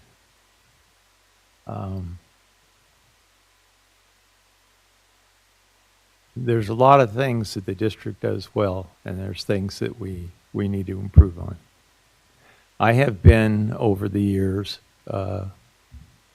critical of the fact that parent attendance at trainings in Head Start are significantly low. Have you been invited into Head Start to work with parents? Not specifically, but we collaborate across all departments, and pre-K is definitely an department we Because support. I think everybody knows that almost perhaps more important than the preschool training that's given to the students in Head Start, it's really a parent training opportunity so that parents learn how to assist their students as they go through the educational system, as well as being a true partner. And and it's not your responsibility, but as Head Start holds its parent trainings and we get our monthly reports, those numbers are low. They're really, really low. And what that says to me is we're missing the opportunity to make the connections that we need to make, which would have positive benefits on the kids as they go through the system. Just the collaboration, I think it's really, really important. Okay, thank you. Don.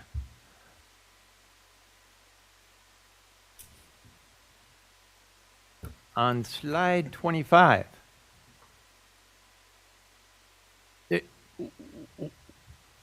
you talk about the system support you're providing. Later on in your presentation, you addressed Tier 3, but why isn't Tier 3 on this page? Tier 2 and Tier 3, they just blend together. So that's a good point, because it is part of the system. So next to that, focus on Tier 1. That's the focus, but we are still working on Tier 2 and Tier 3. Yeah, so that's a good point. Yeah, I just was surprised not to see part of it the on system. that page, because I know you do it. Yeah.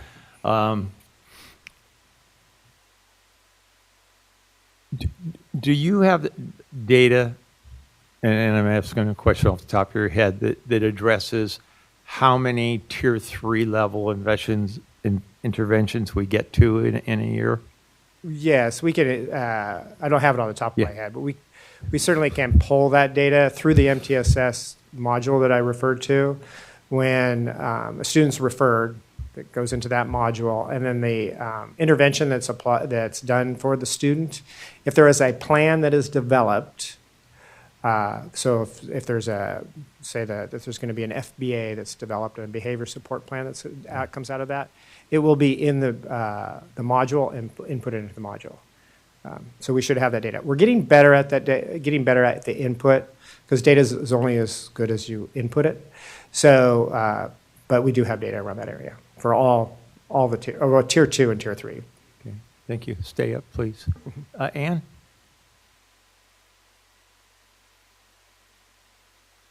With respect to IEPs and 504s, how do you interface with the Tier 1 and 2 work that's going on with respect to kids that have IEPs or 504s? Or are they just separate? Yeah, no, I think that's a great question. And I think there's work to be done there. They're not mutually exclusive. If a student needs supports, but they were identified as eligible under, say, a learning disability or speech and language impairment, that doesn't necessarily mean that they qualify for counseling or a behavior plan, but it may mean that they're struggling with something and they should have access to Tier 1 behavior supports that are afforded for all students on campus. So we're working on that in terms of training, and sometimes the answer is just add some more service to the IEP, but that isn't necessarily best practice. So that's a great question, and we are working on making sure that we collaborate and sites know what's available at their site versus just adding something to the IEP. Another thing to keep in mind, I think, Mr. Forcine, is the concept of if a kid needs Tier 3 services in a particular aspect, we make sure they receive those. But that doesn't mean that they're not receiving, Tier 1, because Tier 1's for every kid every day. So that idea is every kid is still getting Tier 1. Some kids are getting Tier 1 plus Tier 2. Some kids are getting Tier 1 plus Tier 3, but depending on what the need of the kid is, it might be a social emotional piece where they need a Tier 2 or Tier 3, but their daily instruction is our core content. So just to make sure people that in the general public they're paying attention, is because a kid goes into Tier 3 doesn't mean that all their services are Tier 3. Yeah, I the reason why I ask, one of the reasons I asked the question, I have a lot of reasons why I asked the question.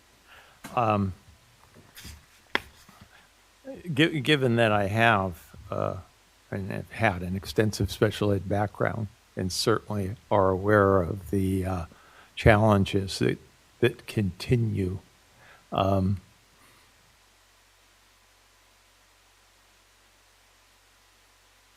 when again, I'm trying to be sensitive.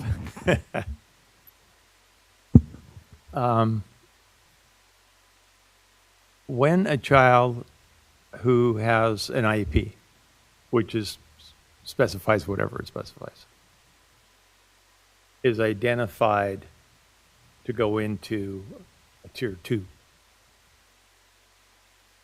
does the Department of Special Education get pressure from parents to then place the services on the IEP? Not necessarily. I think Ms. Chavez Espinosa brings up a very important point, that society is just, and the Department of Education is an IDEA, the federal government, they're just processing a lot of this, but they have added, the CTC has added a Universal Design for Learning course to multiple subject and single subject credential requirements. And they're considering adding another, because how do we work with students who learn differently is very important, and special ed knows that. They already know that. And so parents may ask, they may, you know this from your experience, put a para, give them a para, but that's super restrictive, and that doesn't engage inclusive, that doesn't necessarily help the child, that impairs them further. So I think they may ask, but the key is to make them aware of all the supports available, and that's something we do through our Community Advisory Committee. We bring in our partners to share with families, here are other options. We don't need to continue to disable your child and add more supports. Here are the options. So additional training with parents and additional training, and then of course what's happening organically, naturally in response to what's happened in society is helping us get there. But I would say very seldom does a parent ask for that, and usually it's because they're not aware. Thank you. Sure. And my last comment, Don, it's been enjoyable. Excuse me? Thank you. Oh, thank you. Appreciate it. Thank you. Mr. Perez. Oh, you want this?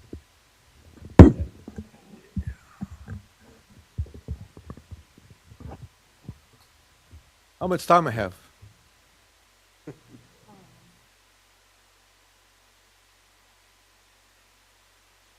First of all, thank you all for another excellent report. But my recommendations are, by all these present, the first page would be what, 1? This is actually your outline, but also I would like to have seen what pages that you reported and telephone numbers, email, right? So I could have maybe had called you and talked about some of these issues, or maybe later on. Because these are very important issues, because we do not deal with discipline. It starts at, like people say, it starts at home. And then it comes to school. These problems are from the community. Parent education, poverty, homeless, disabled, disabilities, long time. So anyway, that's over here. But also, throughout your report, I would like to have seen your funding sources for each particular section that you have, and outcomes. And, funding by programs, because this is a big issue within schools. And if we don't have good school climate within our schools, how do we expect teachers to have good outcomes, principals and staff? So yes, there's not a disruption in class, but where does it come from? Nobody has brought this issue up regarding this new policy that we should be talking about right now is phones, technology. How does that affect schools? How many of these issues that we have on page 11 are as a result of a phone in our students' possession? Phones could be good and bad, I'm telling you. But yet, we need to study that. And there is studies. I've been reading them. So those are the recommendations which I would like to have because, and a lot of these issues, like I mentioned, school climate. If we do not have a good school climate within our schools, we're going to have very low outcomes. Like you mentioned, who's doing the Head Start? Who's the supervisor? That wasn't brought up, but that's where it begins. And I agree with you with 100% that we have a good Head Start program, parent education, more funding with parent engagement, community engagement, starts at an early age. It's proven fact that once you educate parents, especially mothers in households, you have good outcomes. There is studies with it, which I mentioned before, that I've gone to our California School Board Association, the Golden Bell Awards, that they have tremendous outcomes once you educate the parents, and especially the woman in the household. It's going to be the year of the woman. Power to the women. And that's going to change not only our community, it's going to change our nation and the world. Women.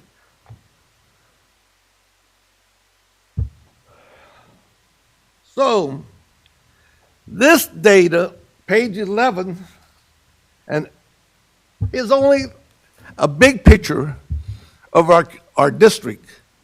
But we have not, again, gone to the school site level or especially by region. You have not provided me with a regional report. And this happens, not only this report or this committee, this happens a lot. And this is what I get frustrated about because their analysis and outcomes is not by my region 1, 3 high poverty areas. And when you have high poverty areas, you have a lot of problems. A lot of these problems. And I could bet you almost, let's go to 100. 100, if you, on page 11, if you did this by my region, area 1, you see a lot of these incidents are from area 1, especially fighting. You mentioned the number of fightings. I know that. I see it all the time. I hear it from the students. I hear it on campuses, in gossip, church. Become a war zone. And we don't even talk about gangs. We're afraid to talk about gangs in schools. But we want to talk about drugs. There's association between drugs and gangs. And also, and there's solutions to that. Get them a job. Dealing drugs is a job to make money. For who? For the family. It's a side-time job, part-time job, and sometimes it becomes a full-time job within our schools. Gang affiliation. They put pressure, bullying on other fellow students. Do this, do that, fight somebody, do this, put pressure on somebody. So we're not dealing, schools, and not only us, our school district, we're not the only ones that have this issue. We have a big influx of people from the Bay Area families. They're more sophisticated students. They know the ins and outs of gang warfare. They know that dealing drugs, a variety of things. Mr. Perez, All right. we can't disparage anyone. What? We can't disparage anyone. So just please ask your questions or make your recommendations. okay, I'm But just- let's it's- not so let's not therefore- disparage anyone. Well, excuse me. But it happens. You don't want to face the problem again. That's an issue. We never had this problem. Well, it's a small-time issue regarding things. But our district's getting bigger and bigger. And we're getting bigger problems. And that's one of them. And we need to deal with it. So, why do we not have a report by elementary on page 11? Why don't we have a report like this on middle schools? Why don't we have a report like this by high school? And direct funds by these particular issues, violations, and what part of your staff here, of you, are doing exceptional job, and I know you are, because we have 64,000 students. And again, I'm going to say it publicly, our district's too big. Too big. We have big problems. As a result, we do not have control of a lot of our schools at every level. That's not true. We don't. That's not true. It's a reflection here. So again, we do not have on-site data by district. Each Mr. school Perez. site, each Mr. school site has their data by individual school site. Yes, you And mentioned they're- that. and But the I sites would are like doing to the have a work. report If by you go and elementary, meet, if you go by and elementary, middle school, and high school. Simple. this is a district report, which is why the information. But If it's you not a want that deep individual, analysis of if you our would problem. like that, you can Okay. go and meet with your principals in your area. Why isn't it provided for us? Because I know that Area 1 and Area 3, Florian Valley High School is probably more than half of this, because when you have high poverty areas, you have these problems. But you don't know because you just said Okay, you don't let's have prove the it. information. Disprove it to me then. No, go get it yourself. That's your job, Why, sir. why do I have to do this? You should be part of this. Okay, thank you. Okay, let's Please, can you please ask a question of the staff? They are here to answer your questions. Okay. Please direct a question and And not let's talk just about grandstanding. Why do we have more fighting today?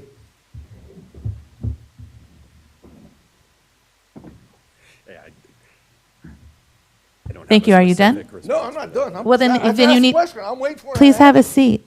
What? Please have a seat while you're asking a question. Why are we having more fighting? I I'm can't not up speak here to to fight. I get very. Let's let people answer the questions we ask, Okay. shall we? I'm not getting up to fight. Yeah, Okay, I'm out. we can't speak to why students fight. There's so many variety of reasons. Okay, let me ask you a question, the other question. Where is it happening the most in our district? We'd have to review the data and provide that. You can't tell me? Have you seen the data by high school, middle school thing? We can disaggregate it all by the schools for you. Again, Mr. Perez, this is a district report, and we're Exactly. not trying to shame certain, I'm not trying to certain shame, schools But I'm not or trying to certain shame anybody. populations. But I'm going to tell you this. I really get into the data by the dashboard. And what happens by the fifth, how many of you staff know what Please the have a dashboard seat. is? Please have a We can't hear seat. you because you don't speak into the mic. Okay. How many people, okay, and they have data. So when I went to, since you didn't have the data by the school site, I went to the dashboard and look at the violations and issues, 13 indicators, and they do have suspensions. In my area, there is a crisis. At Florence High, Rudder Middle School, there is a crisis. It's a war zone. But It is but it's not- not talked it about. is- Madam President, is we not a war cannot be zone. Mr. issuing Perez. false When you information have- from the dais. We Mr. cannot Perez, be, this we is- More cannot be than doing 20 this. fights. You are disparaging per people, month. and you need to stop. We have a problem. We have a problem. And this board doesn't want to talk about it. They're trying to silence Mr. it. Perez, we are not trying to silence you. We've asked you to ask a direct question of the staff. You are just grandstanding. No, Please, oh, stop. now I'm grandstanding. Yes. Okay. You are done. You are done. You have failed to ask No. a question. You're No, done. I'm not done. Madam President, if I could just make a point. Yes. So, Mr. Perez, What? we understand your interest in having data at the school site Yes. level. And what we have done every year for the past, as long as I've been doing this, which is over a decade, we come and the first thing that we do is provide the board and the community a district-wide report. Right. What the board always receives the following Friday is a board communication that has data at the school level. That's what we've done every year, and that's what's coming out Friday. So you'll Great, have it at the great. school level. And in terms of asking our folks here if they look at the data at the site level, the answer is yes, because my expectation when I meet with Dr. Graywall or Mr. Schweitzer and his teams is they know very specifically the numbers at every one of those schools. Can they cite it from memory right offhand? Right. No, but I want to assure you and the community, we monitor this at not only the site level, but our expectation of our principals is they understand it at the classroom level. So I just wanted to share that the information you're looking for, Right. you'll be receiving it just as you have Okay. in the past. And this is the issue. We have the California School Board dashboard, right? How are students doing? New California School Dashboard is out, okay? Again, they have the report by district. But it looks really good by district. But when you go by the school site, high school, middle school, and if you put that by region, like Area 1, high poverty, and 3, we have issues with who? Native Americans, African Americans, Latinos, disabled students are acting out in those school settings. And a lot of these reports, if you look at them, they're in the red, more than one. We are failing these students geographically within our community, within our district. And again, this is an issue. Now, I'm going to compliment something or say something. You guys are very good. Very good. You know, somebody said, let's invest in our students. Yes, I want to invest in our students within a community. You are a model of the state of California community schools, but nobody has recognized it. I'm recognizing you, your group, as a community school setting of a group of people who could do this concept, which our governor is proposing, our legislative are proposing, and our superintendent of education is proposing, that schools transition to community schools to deal with the whole child, the whole student. That's what I'm saying. But if you're not, our leadership and our board is not willing to deal with this issue, of course it's going to continue next year like it has been. So, okay, so this report, we had this less fights last year, but we have more fights this year. What has been done? They just So gave a that's very presentation. Okay, that isn't, can you please? So that's what I'm saying. Wrap it up. We should invest in community school concept in Area 1 and 3. You are doing that, but we do not receive millions of dollars. Right now, there's $200,000 planning grant, and many 1,500 school districts within California applied for. They're doing this concept. There's not And they're 1,500 doing school a lot districts. of good outcomes. There are not 1,500 school districts in the state. Yes, there are. So anyway, and then there's about 500 other schools are within the planning. Okay, so I want to comment to you as a group. I see you as a community school concept approach to dealing with our schools, but you know, you're giving me a report by district, but doesn't seem like it's concentrating on the problem or targeting the problem. Or I cannot say, or are we funding through a variety of funding under your area of expertise? Are we funding these particular schools enough to deal with the problem? Like fighting. What are we doing about fighting? And where's the money coming from to deal with this particular issue, fighting? You know, so that's where I'm coming from. And this report, it's almost all our reports that we get are district-wide. They're not at the local school site, or I have always pushed by the region. And, you know, under the region, we get that. We used to have that by the other superintendent, but no longer.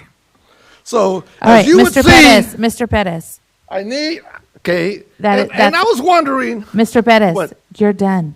Why? Because you have not asked a question.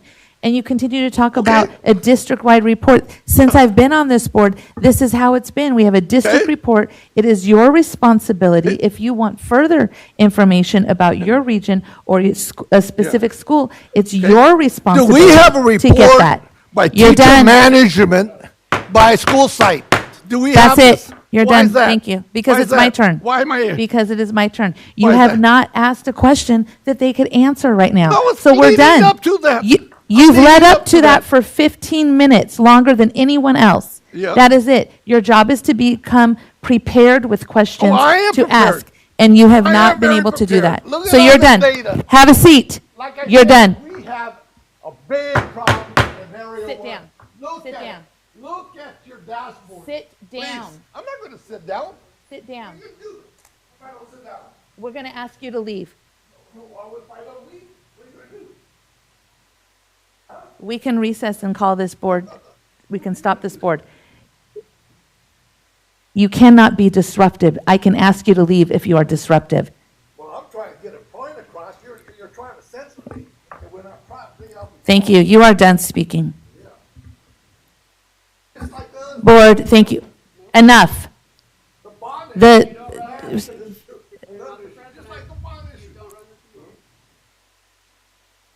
thank you, staff. I appreciate your patience. I do have a couple of questions and comments. I would first want to say thank you for the presentation.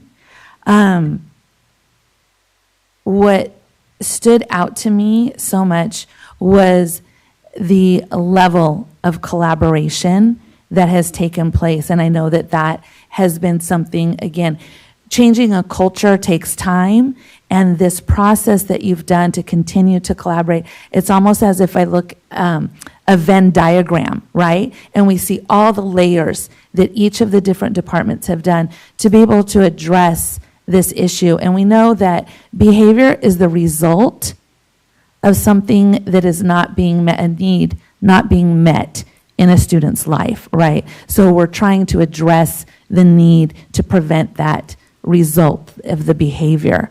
And while I know we are never going to get to zero in terms of suspensions, my goal is that we don't have any population that is disproportionately suspended. If we are all looking at all of our populations and there are suspensions there, but there's not that difference, then I feel that's when our work is getting closer to being done. So I still feel the need to close that gap and to be able to bring down suspensions with these specific populations. And you've all shown the different work that is being done to do that. And I mean, I heard asset-based, I heard collaboration, I heard providing opportunities for student voice and agency and all these amazing things that will lead to that. It will take time. We do, as my colleagues have mentioned, we have external factors that are impacting these students and that they're bringing with them, and external factors in terms of the trauma that maybe their parents or grandparents are bringing with them as well. So when we look at all of that and then doing our best to say, hey, what can we all do collaboratively to address the needs of the children. I think that that's amazing, the approach that we are taking. So I want to thank you for that, first off. I did have a question, and I think it was when on the slide, it was slide 12, and we talked about that we saw a reduction in the restorative practices. It's fine. You explained that I was concerned that there was a reduction in the student and guardian contact for conferences, and I think that that was just because it's in the way that it's reported. It doesn't mean that that has gone down, because I think that that is key, and I think, FACE, again, brings that to light in terms of it really is a partnership. So thank you for clarifying that on slide 12. I did have a question. I know that we've talked about making classrooms welcome and making a school site welcome. There's a practice called an equity walk when we view a school and make sure that it is welcoming specifically for these populations that we are looking to support. So being able to, and I just wondered if this is something that we've ever thought to do, where you walk the school from the eyes of African American family or a student with disabilities, or sometimes those are intersections. Everywhere from like the front counter, walking onto the campus. Is this welcoming? Do I see myself or my children represented? Do I see somebody who is an ally? Do I feel that?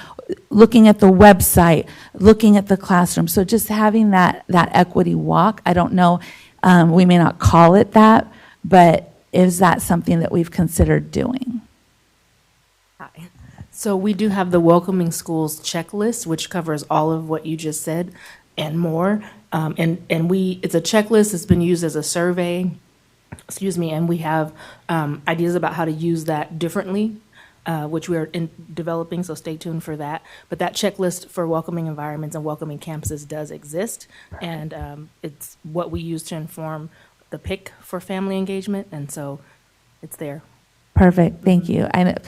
I just had back to school night last night, walking into my son's classroom, and it's like, I know that as a student, as a parent of a student of color, being able to look, it's so important for me, like when I look on the walls and I'm like, okay, I see that, I look at the books, all of that. So I really appreciate us paying attention to that specifically for these three areas, these three populations of students. So I'm glad to hear that that is happening.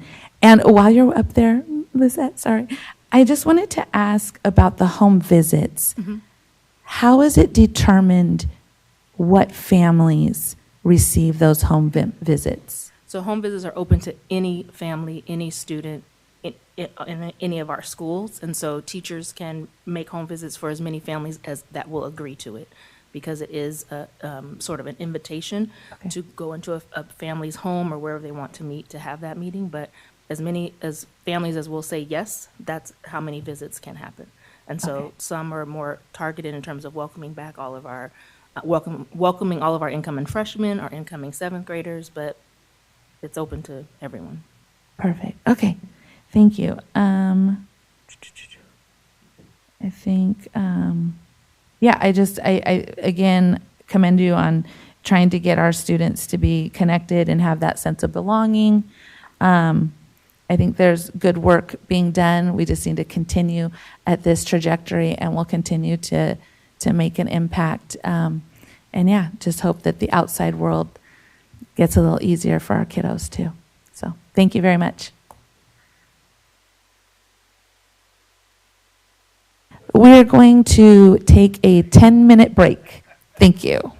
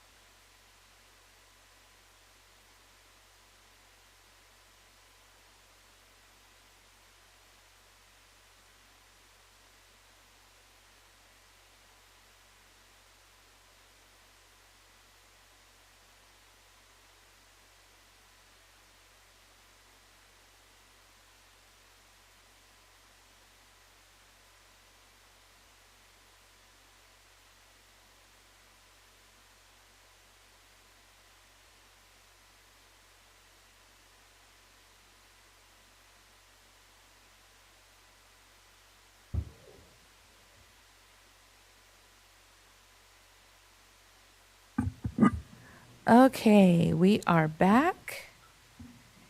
And we are going to have Dr. Coates for Start of Schools 2024-25. All right. Good morning, Madam President, Board of Trustees, Superintendent Hoffman, Ms. Avalos, staff, and patrons watching. We're excited to present our Start of Schools presentation. This is a team effort and really just a way to showcase what it takes to get kids to school. So we want to provide an update on the preparatory actions for a successful start to the 2024-2025 school year. All right, so some general information. In Elk Grove, throughout this academic year, we'll serve approximately 63,000 TK through 12th grade students. And when you start to add in our preschool and our adult education students, add another 2,000, so a good 65,000 students that we'll be serving over the course of a year. Our first days of school, so one of my favorite things about Elk Grove is we get 3 first days of school where other districts only get 1. What that does is make any snapshot of enrollment data incredibly hard to capture. So you'll see that the numbers don't exactly add up. We don't do anything easy here. No. But I think there's little better than the first day of school. So to have 3, we're really lucky in that. So year round, we started on July 17th, welcoming 10,845 students for coming into summer. These are students who are enrolled, not necessarily who attended on that day, just to clarify those numbers.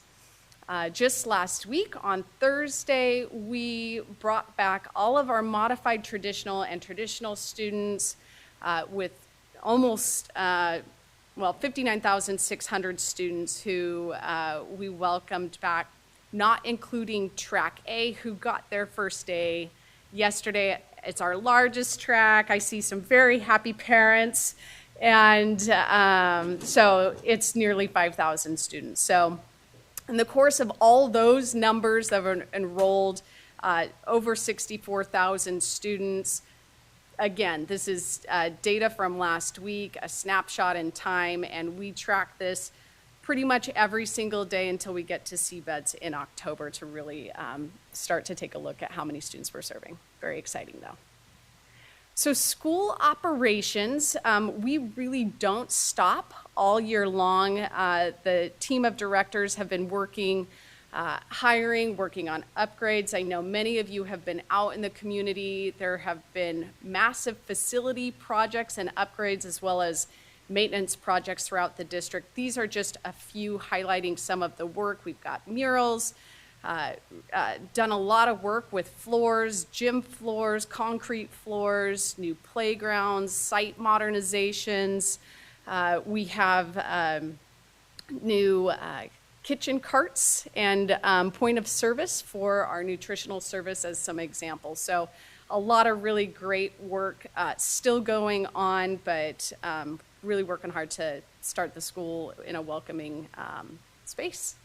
Nutrition services, really focused on professional development. They have a pretty big central kitchen modernization that's also going on. Last year, towards the end of the school year, they were doing testing with students, different recipes, and we're then incorporating the feedback into their professional learnings.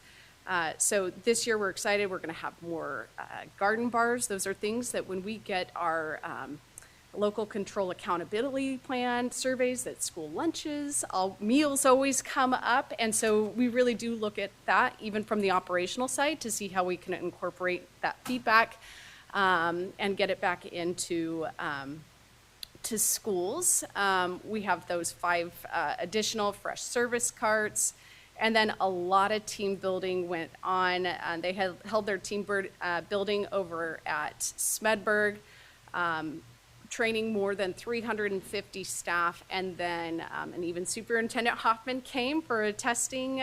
We had some scratch testing for our secondary sites where they were making all sorts of Barbecue chicken pizza. Just a shout out loud, you might want to try the barbecue chicken pizza. It was quite tasty. So a lot of teamwork going on. Excited to welcome the kids back and give them some new options. Transportation has been working really year-round, both with our extended school year program, but also preparing for the start of the year. Just some interesting facts. We travel more than 2.5 million miles in any course of a year and could transport more than 10,000 students each day. So we have 139 routes, 160 daily drivers, 170 buses, 19 of those EVs, mostly transporting our special education students, which are a quiet, comfortable, and cool with AC ride for our students, which has been really helpful. And then the home to school transports are approximately 5,000 daily. We have a partnership with SAC-RT for a ride program for our secondary students that have free transport. And then any family interested party can track a bus on Here Comes the Bus. There's a little bit there, but certainly go to the website if you want to download that app for a look. We don't often talk about our purchasing and warehouse department, but they do so much work, and we really narrowed down what they did and restricted it to the summer months, July and August, and that really cut out kind of June and the first couple weeks of August. But in the course of that time, we've had almost 2,200 purchase orders processed, and this number is just staggering because it's some entire school district's budgets for the entire year. But $266 million of purchase order process just in those first 2 months of the fiscal year. It's wild. We're still picking up surplus, but in those couple of months, we had over 101 surplus pickups, the types of items, and then mail packages just really doesn't stop. 9 million sheets of paper on pallets coming, and then the Columbine books are the what the student planners come in, and there were people just yesterday in the print shop that were rolling those, getting them ready to cite. Some new features that have been really popular are the staff parking passes that they're creating. So they're always looking for new opportunities, but a pretty massive operation. I'm going to kick it over to our friends, Emric. Thank you. From the human resources side, we have more than 6,600 staff who support our students in our community. We have about 2,500 substitutes who are part of our substitute call-out systems every day. And currently, we have 85 agreements with universities across the nation, East Coast and local universities for student-teacher placement, fieldwork experience, and internships. And for this school year, we have 58 student teachers already placed and 44 interns, all in areas from, multiple subject to nursing to special education to psychologists and counselors. Go to the next slide, please. Sorry, I'm still controlling. For staffing and volunteer updates, we hired 510 certificated employees so far for 24-25. Some of them are rehires, which we call priority temps. We rehire them every year. We have hired 68 classified employees just with the August start dates. So that doesn't count any other start dates. Just for August, we had 60. And then we have volunteered, we have fingerprinted 541 volunteers through August 9th for this new school year, and these are all new volunteers we have done for our schools, so 540. And then you can see some of those paper files that we process every time we get a PAF from a site, and every of them is, behind every paper is a human being, and that's how we look at those. So, and then we had 3 major recruitment events.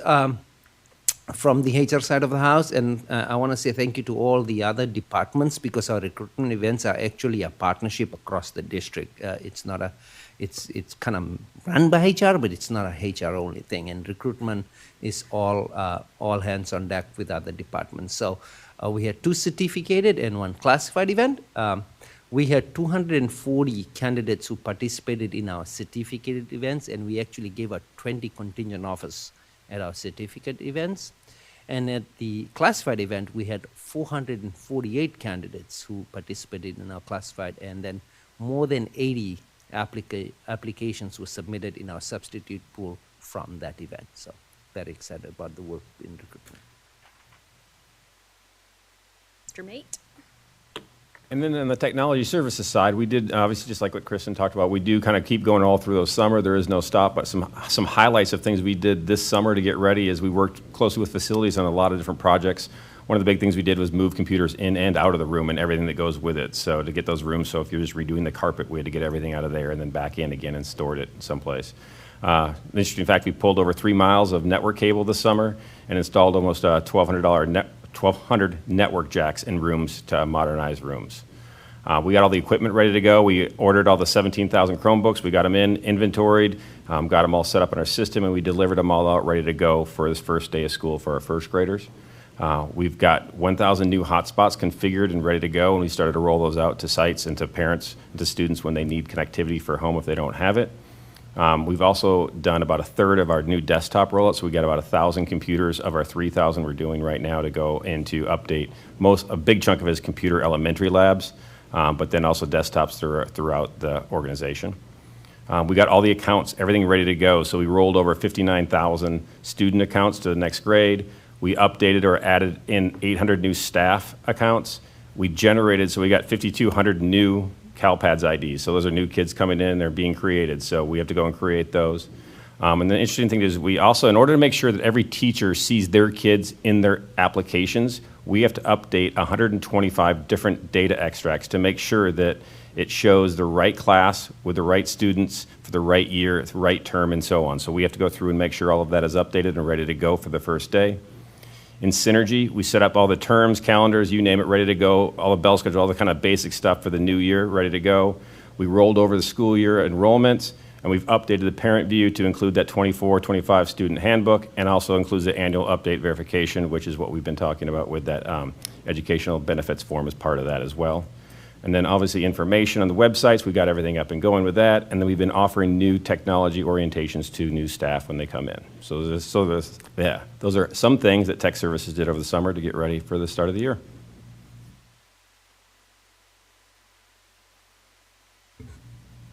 Real quick.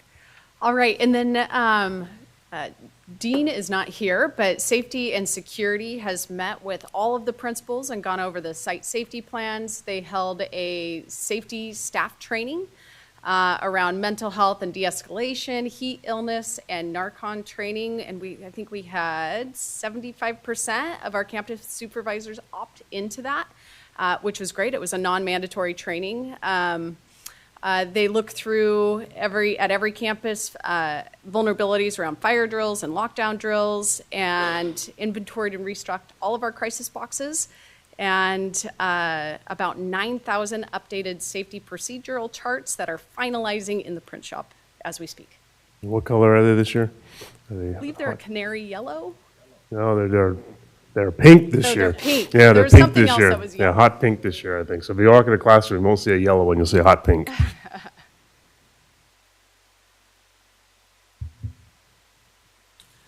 Thank you very much. And just a really quick comment before we move in here that goes back to safety and security. I just want to point out that Dr. Gaywal and Mr. Schweitzer work very, very closely on a daily basis with our safety and security department in terms of practice, procedure, communications. And one of the things that we worked on last year, and we're getting close to finalizing our MOUs with, we finalized it with the Elk Grove Police Department. We're working on it with the Sheriff's Department, which enables them to have access to live video feed, which is important if you think about it. If there's a unique situation, I'll put it that way, on one of our campuses that necessitates them. They have video capability, so they can be viewing what's happening on our campuses back at their location. So important work all around to ensure safety. And just as we move through this, kind of when you think about Maslow's hierarchy, Dr. Coates and her folks are working very hard at shelter, food, getting kids transportation, and without that, nothing takes place. And so it truly is an entire district effort. And so moving through pre-K 6 elementary education, just some updates to those numbers down there at the bottom. Actually, it's now 13 TK classrooms, and it's 9 new kinder classrooms. And the support to principals and families, that's happening all the time.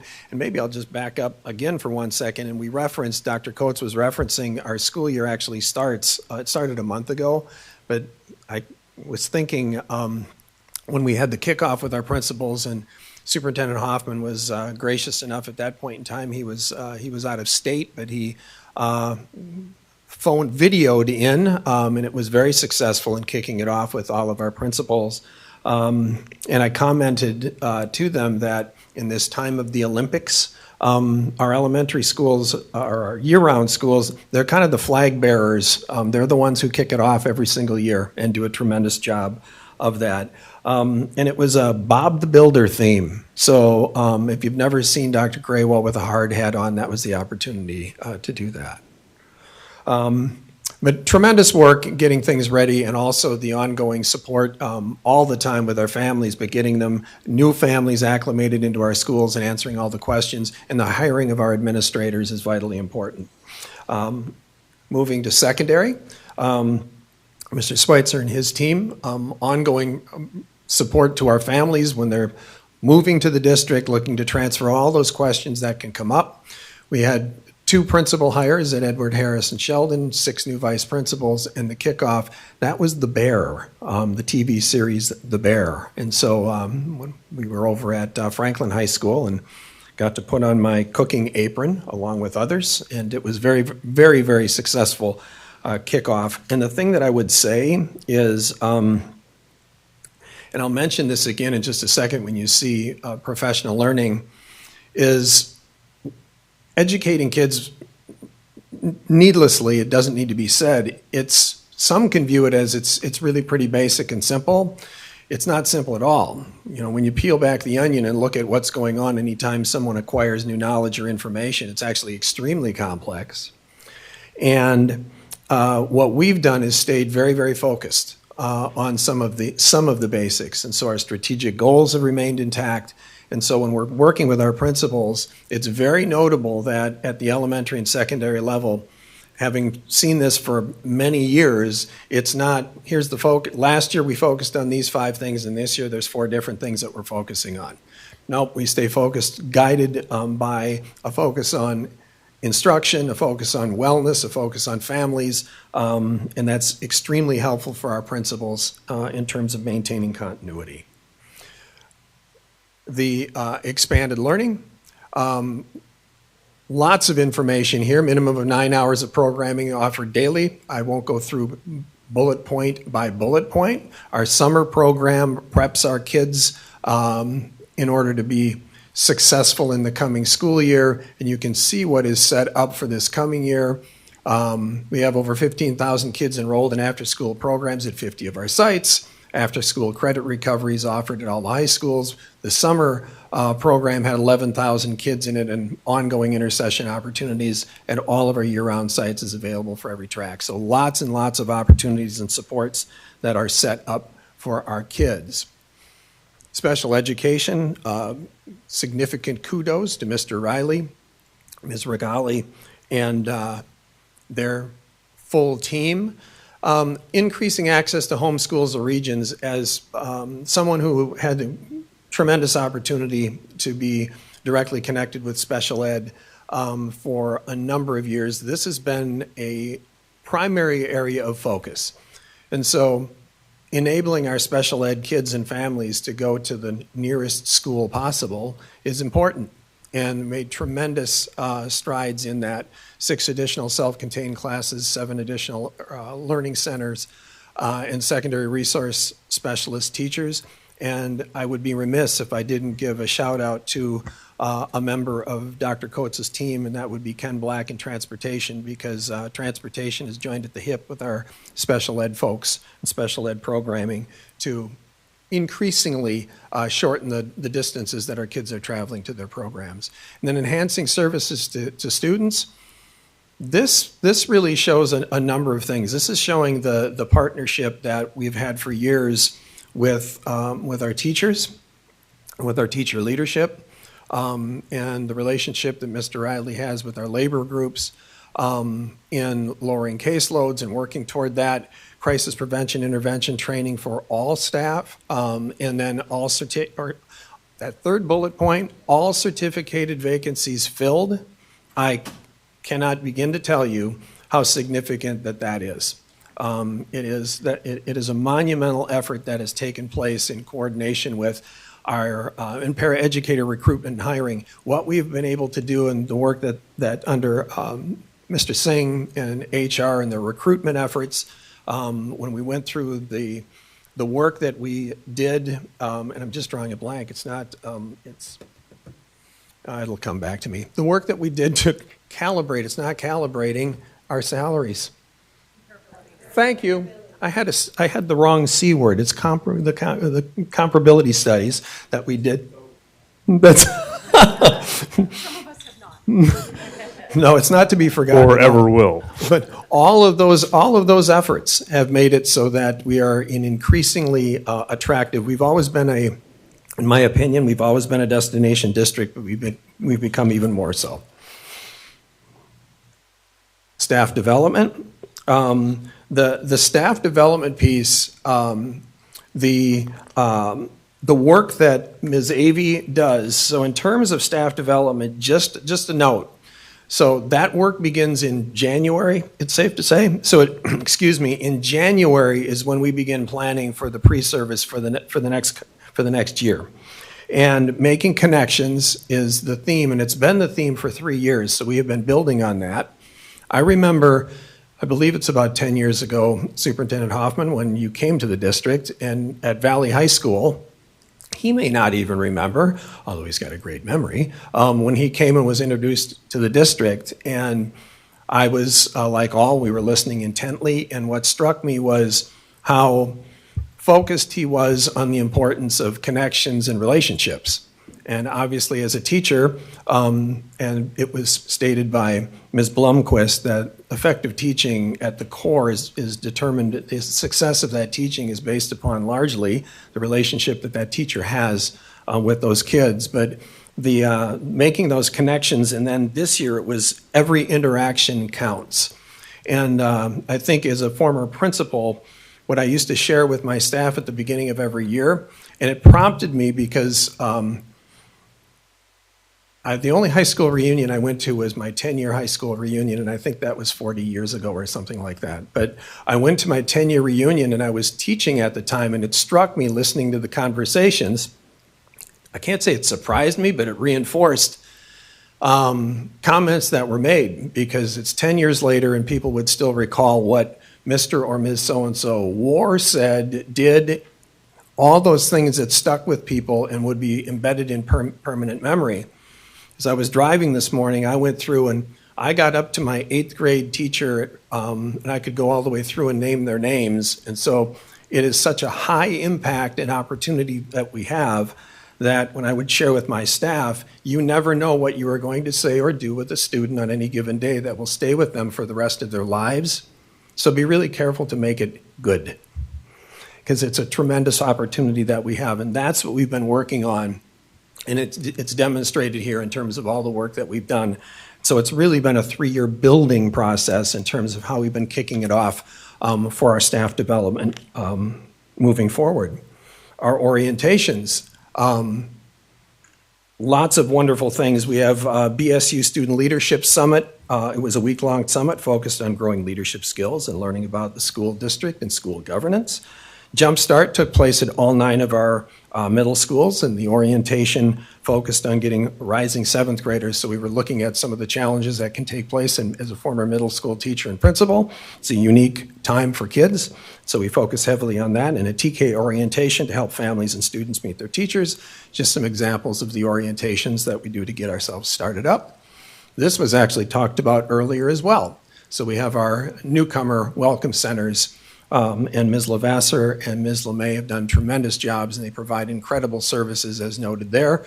Talking points, food distribution, parent view activation, all those types of services that they're providing our newcomers to the district. The Ed Benefits Form, so if that seems a bit obscure to folks, it's a very important form, and it's important information because that data is used to calculate our district's supplemental funding for our schools. And so vitally important that we get accurate data so that we get the money that we deserve and that our kids need. And it shows. There's still time. And when is the last day, Dr. Coates? October 31st. There you go. So we've got several months yet, and we are diligent. And I will say this, having gotten to know Dr. Coates, I appreciate very much her diligence and dedication and commitment to making sure that all of our attendance data and everything that we have is lined up the way it should be so that we do get the money that this district deserves and our kids need. Health services, lots of immunizations, vaccinations over the summer, support to staff. Over 1,812 total students district-wide have medication orders or health procedures. Staff contact and guardians for current doctor's orders, coordinate to ensure health staff are in place for the first day of school. So Ms. Almatari, who does a tremendous job under the direction of Mr. Ross and under the overall direction of Ms. Avey, continues to do tremendous work in the health area for our kids and families. And that concludes a quick run through of all the things that we've done to hopefully ensure that every one of our kids, when they wake up in the morning, feels like they're coming to school, and it's a place where they feel welcome, they feel safe, they feel known, they feel also like they have the opportunity to be successful, every single one of our kids. And with that, if there are any questions, we're happy to respond. Thank you very much. Ms. Albiani, would you like to start? Thank you for the presentation.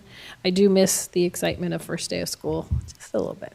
But this is all great stuff, and I really appreciate the dedication to getting those forms in. I understand that that's what's going to get us supplemental or not get us supplemental funding. And then there's also a big push on attendance. So as time goes on, if we could get some board updates on how our enrollment settles out and how our attendance numbers are looking this year versus next year would be greatly appreciated. Thanks. Ms. Chavez Espinosa. Thank you for the report. Just a couple of questions and a comment. So I'll start with the hard one. How much of this onboarding and staff development is shared with substitutes, if any? And I recognize it's a little off topic. I understand you may not be prepared to discuss that. And I ask because sometimes, we can have long-term subs and we have some favorites, right, who spend a lot of time in our district. And I'm just wondering if there's a process of deciding kind of what's critical and what can be shared with some of these folks who spend a lot of time in our district. Mr. Singh has info for you on that topic. It's a great question. We're doing some work on that. It's not perfect. So there is some staff onboarding for substitutes. We do some of the mandated stuff with them. That's part of their onboarding they do. One of the things we are starting to do this year is to do some additional trainings with them. And some of this is geared individually. I'll give you an example. If we have a substitute we have a concern about, and let's say the concern is around classroom management, then we allocate some classes that kind of help them through that, and it's very individualized. It's in our Public School Works platform. But what we are exploring is maybe having substitutes attend generalized just overall training and pay them for that. Now, in terms of subs who are signed up from the first day to do long-term jobs, they are part of the site's onboarding. They are part of the site PD. But for subs who are day-to-day subs, we're exploring possibly giving them additional training through the platform that we have and having classes about classroom management, connecting with kids, some of the generalized topics we think will be valuable to them, so that when they take that, we will pay them for that day as a additional day of work, but they will actually be engaged in staff development that day. Thank you. I appreciate that. I think it's definitely an investment worth exploring. As was said in the presentation, even one interaction can have a tremendous impact, positively or negatively. The educational benefits form, I really appreciate all the work that's been done there.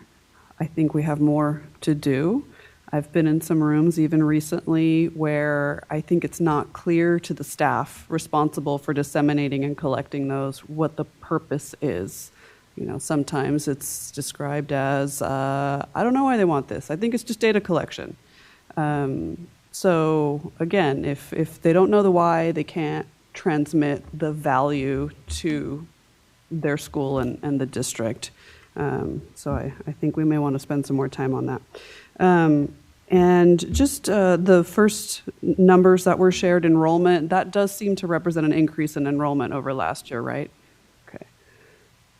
It does, as it shakes out. So that's everyone who's enrolled, and so there are students who might not have attended yet, and those won't drop until we're for sure knowing that they won't come, and we do that after like 10 days, so. Okay. Yeah, but yes, we do look like we have an uptick over last year. Okay, good stuff. That's all for me. Thank you.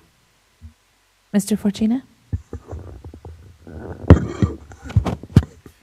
Thank you. I just have a couple of quick questions, and I will make one comment. Probably one of the best ways I judge the start of school is how many communications I get. And so far this year, I've only received, I've been copied on 2 communications regarding transportation. So I consider that pretty good. Under safety security, Kristen, what's the status of our cameras and lighting? So I'm going to defer to Steve. I think all of our cameras have been installed, but we're now working through the maintenance, right? Because of the life cycle. Yeah, so yeah, all of them been installed. I think there's still a few out at Elk Grove High School because of the modernization that's going on out there that are out there, but we've got all of them in. We are now actually working, so the maintenance on it, but we're also working on getting all of our administrators the right access. And that's been more challenging than I would have thought it would be, but we're still working through that. So it's fully up and running and operational though. Last time we talked about access, I think it was last year on the board. Are principals, to your knowledge, are principals satisfied about the access process? Access to the cameras or access in general? The cameras. Well, we haven't gotten the access to the principals yet, so we have it to all the directors, and that's the part I've been talking about. That's the part I mentioned. It's been more of a challenge than I would have thought. We are so close to getting it going for them, so I should have more information soon on that. But they don't have the access. Principals don't have it, but our directors in elementary and secondary both have access to the cameras.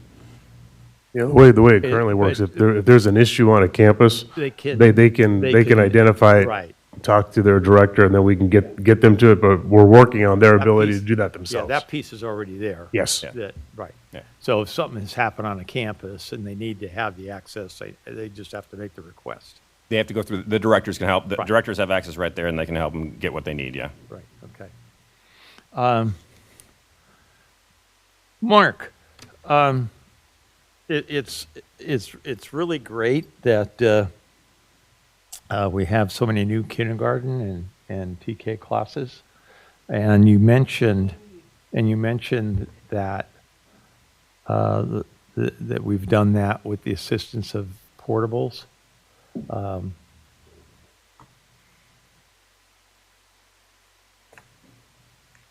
to me, it's amazing that we had space to house all those new classes. Were there any problems that arose for you on that? I'd actually defer over to either Dr. Graywall or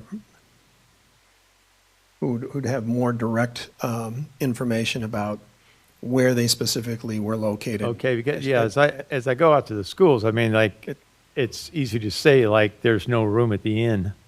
And then you got all these new classes. We've added TK at every school and several classes at every school, so we're able to make it work because we're doing the AM, PM. You might have a morning kinder and an afternoon TK. So it's working out right now, and we've had some portables put down as well. I can't tell you how many, maybe 6 plus, but overall it's working. Well, that's one thing just as a tool that we have in Elk Grove Unified that others don't have, and don't want to start an alarm anywhere, but we do have the ability to change calendar to a year-round school if needed, and so that's something that we closely monitor, and we'll be bringing our latest analysis of that process as well. So there's a lot of tools that are in our toolbox to be able to address those kinds of issues. And Mr. Forcina, was also the question, like, literally, do we ever have a challenge? We may have the kids, but is there a challenge in actually finding a space for a portable? Is that also what the question was? That's part of it. We work with our with Kristen's team, and they know what they're doing in terms of where it's located. And I don't mean to speak for her because she speaks about this much better than I. But based on the experts, we're able to do it, and we're not jamming facilities in there. I'll add one. Please. I'll add one piece that is just challenging with TK or kinder, but certainly the expansion of transitional kindergarten, because they're our littlest or youngest learners, excluding PK, you do need access to bathrooms, a good sight of vision, and playgrounds that are age and developmentally appropriate. And so when we think about the challenges, when we're talking with program and with special ed, because we're working on inclusive playgrounds as well, those are the challenges that we're working together to solve. What's the best space for TK? And sometimes we land a portable and other grade levels get moved, so TK has access to what they need. Yeah, and I was happy when we were on, Nancy and I were on the long-range facilities plan, that you have the awareness that those kids are coming and what we need to do. And my last question could either be David's or Amrik's.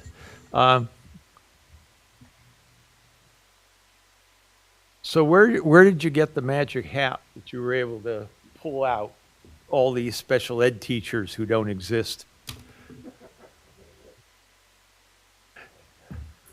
There is no magic. A couple of things we did. We started the contingency offers process very early on. We have a program specialist through collaboration with special ed that now lives in HR, and their work has been very big on going out and observing student teachers and working with our REACH grant, working with our partnerships with SCOE and the, I'm going to say this wrong, the SMT grant. That might be wrong, but we have a grant with SCOE that does that. So I think we started in December. We really did, and we went out to universities, talked to universities. So we actually had a dedicated person who spent a lot of time just going out and calling people and interviewing. And I think there was 1 week she interviewed about 40 people. We also did something little different. We reached out to all our substitutes who had a bachelor's degree and some background in special ed or even a background in education and got them, which the board approved through our need for qualified educators, the TIP and the the STIP process. So we actually got on that really early, so that's why we are where we are today. Well, congratulations, because I don't have any data, but I would imagine we stand alone in the category of filled special ed positions. I think we've gotten some phone calls from other districts saying, why are you stealing our people? That's the phone call I've received. But I think part of this, yeah. sorry, but no, sir. I think part of this is also the unique salary schedule we've had with special ed over the years. It's really helped us recruit and show us, get us to a better place. David, were you going to add something? Yeah, I was just going to add, relative to drawing teachers, veteran teachers from other districts, I think the collaborative work that we've done with EGA to improve working conditions for our special education teachers, I think you'd be hard-pressed to find other school districts that maintain such low caseloads. That enhances the level of service for our students. It allows us to expand the inclusive experiences for our students. We meet on a monthly basis with EGA leadership and the 4 coordinators, and we talk through possibilities of programmatic change. They're part of the team, and they help us communicate to the teachers the why. And so I would say the last 4 or 5 years, we've seen great strides in that collaborative work, and I think we've become an envious district to serve students with disabilities. So hats off to Human Resources, Anne Regali and her team, and I have to say, and the EGA leadership. Vanessa Mediano is their Director of Special Education. She's done a great deal of work working with the teachers and bringing us together to make things better for students. So I think that's a huge aspect, and it's the board too. I'll take off my special ed hat, put on my labor relations hat. The things that we've achieved in negotiations, the class size limits for self-contained classes, that makes a significant difference for those teachers in those classrooms on a day-to-day basis. So it's all of us really together. Well, something to be proud of, that's for darn sure. Yeah. Thank you. Ms. Chavez Espinosa had one more comment. Yeah, just really quick, Mr. Fortuna reminded me of acknowledging what the silence means sometimes. I, for many years, received a deluge of messages on the first day of school, all 3 first days of school. It would be calls, texts, emails, direct messages on every single platform, generally about traffic and circulation at pickup and drop off. And that was every single first day of school for many years.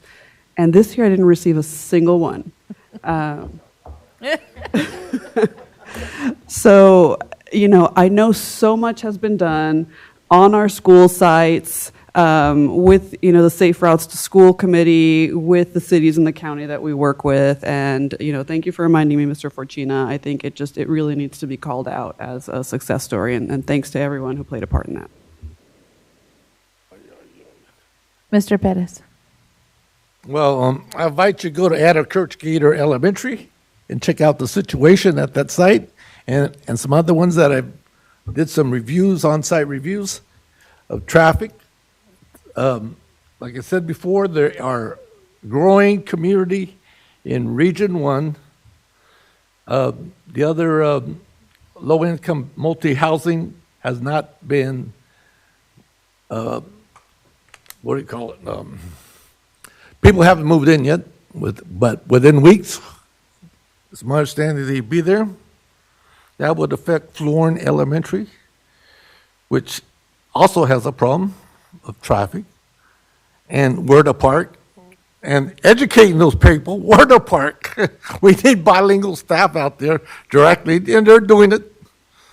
There's people that are very impatient, I understand that, but that's what happens. It's not only within Area 1, it's happening in other areas. Traffic issue, yes, that's the one issue. Facility issue, you did not do any input on that within your report. Did I miss it? We just showed the pictures of a lot of the work. There were major facility projects going on. We also wanted to the upgrades. showcase the upgrades. Just that one, okay. Maintenance and operations team and grounds teams were out as well. Okay. And you mentioned busing, and why isn't we do not have like a bus station in the north side instead of going back and forth when over there at the south side of or the north side of our district? There hasn't been any talk or about having something on the north side or the south side of the district for our buses or work something out on that. Mr. Black and I have conversations about satellite stations for transportation, which would really impact the ability to manage well. But it is something that we continuously explore, knowing that our geographic area is so large. Exactly. We look for ways to cut down on route times, but the discussions that we've had and maybe areas that we've looked at nothing's come to fruition yet. 12 years ago, I requested the transportation unit to purchase a GIS mapping software for routing. Has that been done? Yep, they use Transversa. Geographic Information Systems mapping, okay, routing. Yeah. Not ARC, they are not using specifically ArcGIS, but they do have a GIS routing software that they use. It is incredible, but yet, that's my understanding, why did we have to purchase another one where our ArcView already does that? Because it routes with the bus, so we can see where the kids are, and it's actually it has a scheduling feature as well, which ArcGIS by itself would not do. Does it? No. I want to give a shout out that this report, you should have included the report. It's very good. It's a handout or that you download at the Elk Grove Unified School District overview of 23, 24. You should maybe hand that out. It's an update that I looked at, I found at the website. And it's very interesting, but it brings to my attention that, our students of color, are the majority, but yet our staff is not there yet. Culturally linguistic issues I still have. So that's, a personnel issue over here. So that you look at the difference, and that is one of the reasons why you would improve outcomes and communication skills with these students, English language learners and non-English language. Okay. So anyway, also, I tried to download the newsletter that's on the web.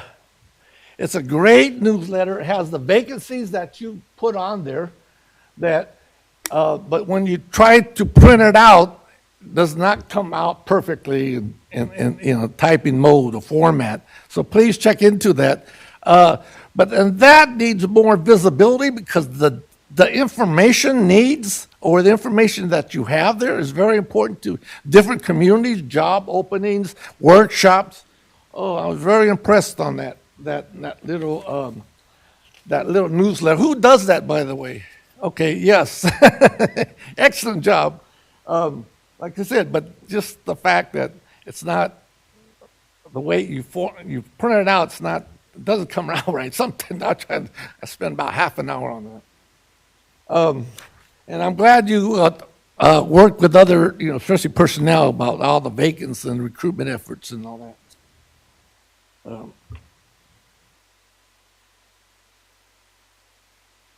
I'm glad you mentioned Head Start and all the new sites. I think that's important.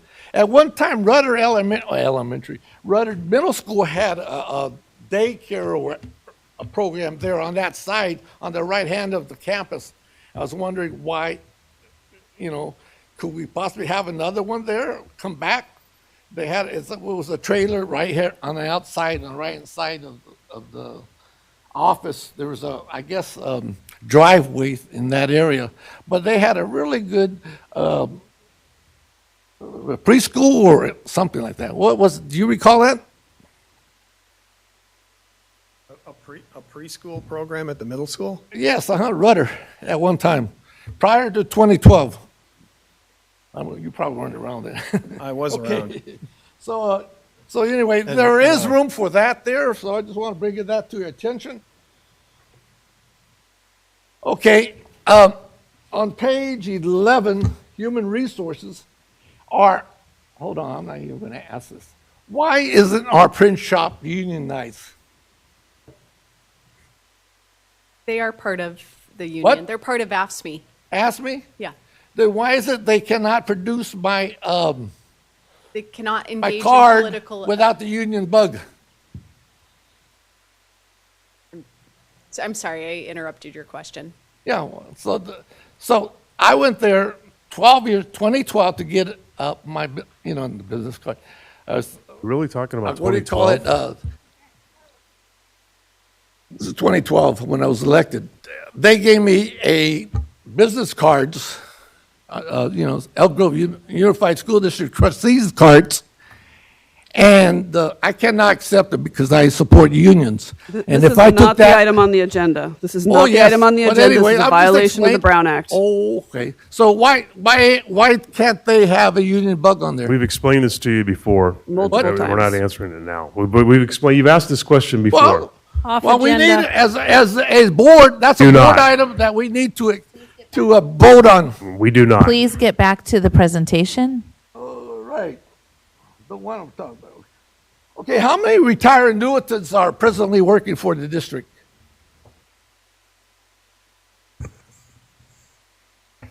I'm assuming you're asking how many retired. Maybe, the classification of retired annuitants, are we presently hiring, are working for the district? So most of our retirees come back and sub for us. Yes.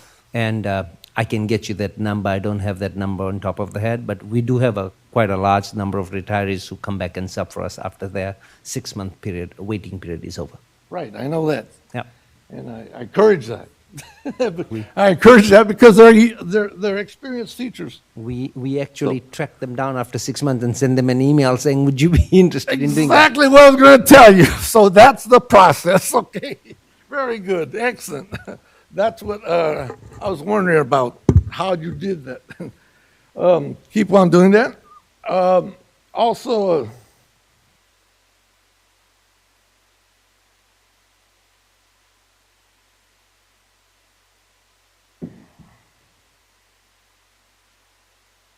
you mentioned the recruitment event.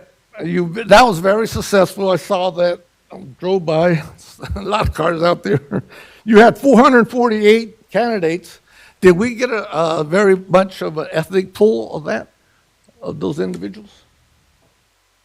Sorry, Mr. Preston. I mean, people of color. I mean, how did you go out and reach a Latino community, non-English speaking, Asian community, Hmong community like that? Did we do special type of announcements to the community through different medias? Mr. Perez, I can speak to that. Okay. So yes, we advertised with Univision and with Crossings, which is Hmong TV. So we've done some advertising for the recruitment in various places. What about presentations to those organizations that are within our district? Yes, we have a couple of different affinity groups, but we've also spread the word out through that, and then they've advertised as well. One of my directors in HR actually was live on TV. Mm-hmm. She did great. And she did fantastic in the, now I'm going to, Univision, I think was the channel. Right, And I she saw was that. on the channel live at 6 o'clock in the morning, and then it was broadcast, I think, early in the morning for our community so that she showcased our school district. Okay, very good, excellent. Where were these new sites, 3 new sites you mentioned? We had 11 new transitional kindergarten classes, and then we had from 7 new kindergarten classes, now we have 9. Where were those extra ones at? I don't know. I don't think we have the sites off the top of our head. We could What? provide. We don't have the sites off the top No, of our we head. don't? We could provide that. Were they in my district? They're across the district. Across the district. When are we going to get, I would like to have a copy of where they might be at, please. We can say with certainty that every school, every elementary school has transitional kindergarten offered. Now? A full year ahead of implementation required by the Okay, state. and as far as funding, any issues? As long as we are ADA, our average daily attendance, and our ed benefits forms come in, that's the best that we can do to control our funding. We've reported on that with our adopted budget. We'll do that again at unaudited actuals, and at first interim, we'll keep providing the board updates on where we are. And how much funding and staff are we putting on, try to get those forms back? The entire team is working All on it. hands It's on deck. Part of what we do. And hope they're more successful than last year. They were amazingly successful last year, getting us back over the 55% mark. Yes, exactly. So But I think they were amazingly successful we took last too year. long. We should have been above the 55%. the last question. Okay, all our schools, it's a nutrition issue, so all our schools give free lunch, correct? Correct. And breakfast. Breakfast. All schools. All schools. Throughout. But when I was at the Area 1 and some other areas, district area, region area 1, websites of the schools, do they still have to fill out those online forms? There are certain schools that do. It's part of our community participation, so everyone does that, and it's tracked by the information we need for the federal government. The ed benefit waiver also can be kind of supplemented in its place, but every 3 years, what we call CEP schools need to go through and redo an entire baseline of students. So some schools are part of that 3-year cycle right now. Have we a report on that website filling out those forms?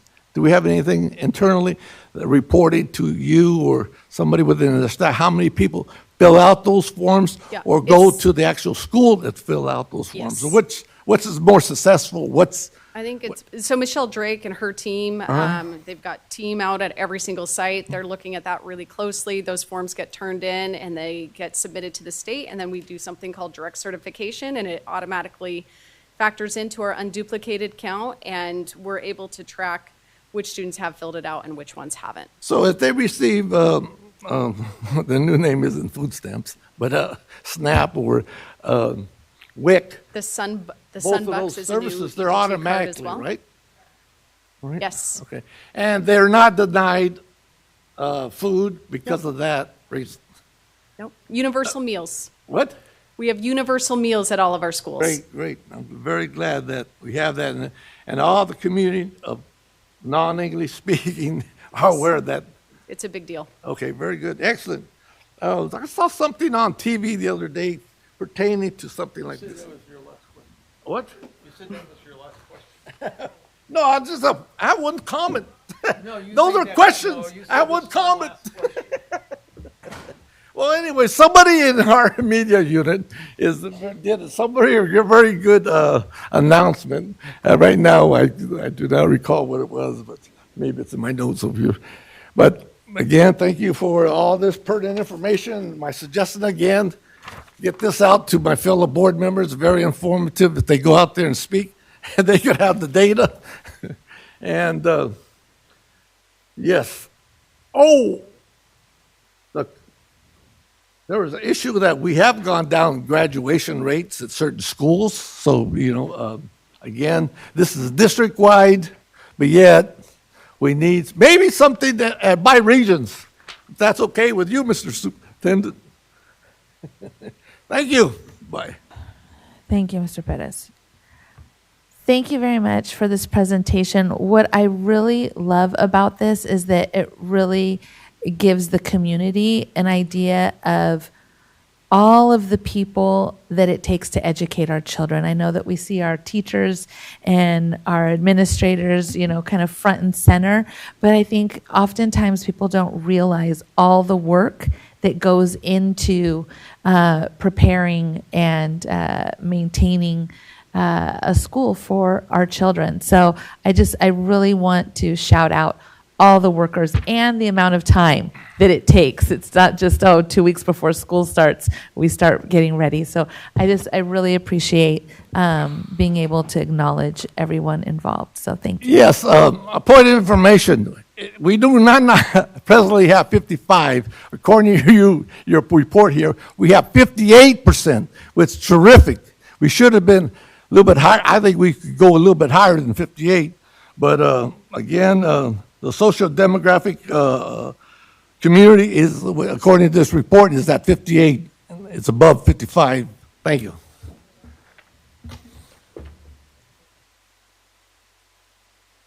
Can I just get a straw poll from the board? Do we want to do lunch now before we get into handbook?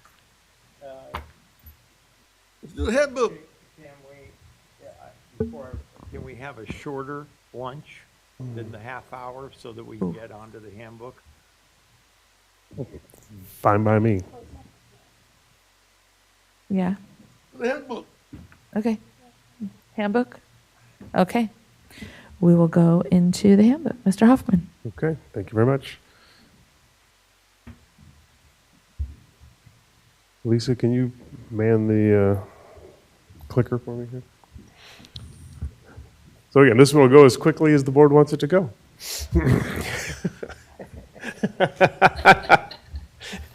No pressure. Okay, wait for it to pop up. So just know this is annually, we do bring the board the handbook, give them the opportunity to reflect upon things, the protocols and practices that we've been doing for the past several years. And we have a few items that came up from members that we'll discuss, and then we'll also talk about the agenda topics that I've listened to over the past several months from the board, and we'll be scheduling on to confirm that these are the topics the board wants to cover, and then we will make sure we get those scheduled, and we'll have a updated version of the board agenda calendar probably a week from Friday that will show all of the topics through the end of December. So we'll have the first half of the year taken care of. And then the only other question was a quick conversation about November 5th, because that's we have a special board meeting scheduled that day. Also happens to be election day, and we do have a bond on the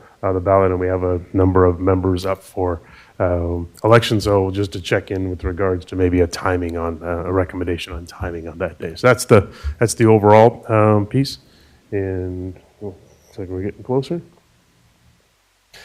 So if we go to page 2, we'll slide down. I just covered all 3 of those things, so I think we'll slide down to next page.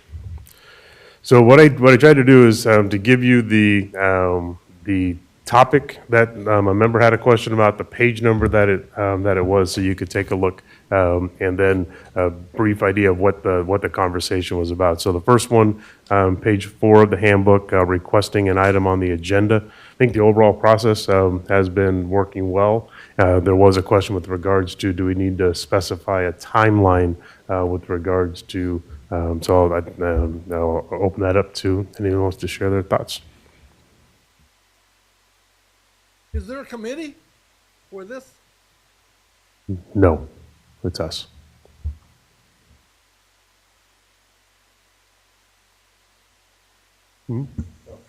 Gina, you're gonna go around the table on that one? Anybody that has, I'll well, start with, yeah. go ahead, Mr. Fortuna. Yeah. I'd made the request that we add language about timeline. Currently, the process is that a board member can make a request to the superintendent and board president, and then they discuss the request for the board agenda item, and then they either accept that and get back to the board member who had requested it, or they deny it, and the board member can then bring it up for a request at the full board meeting.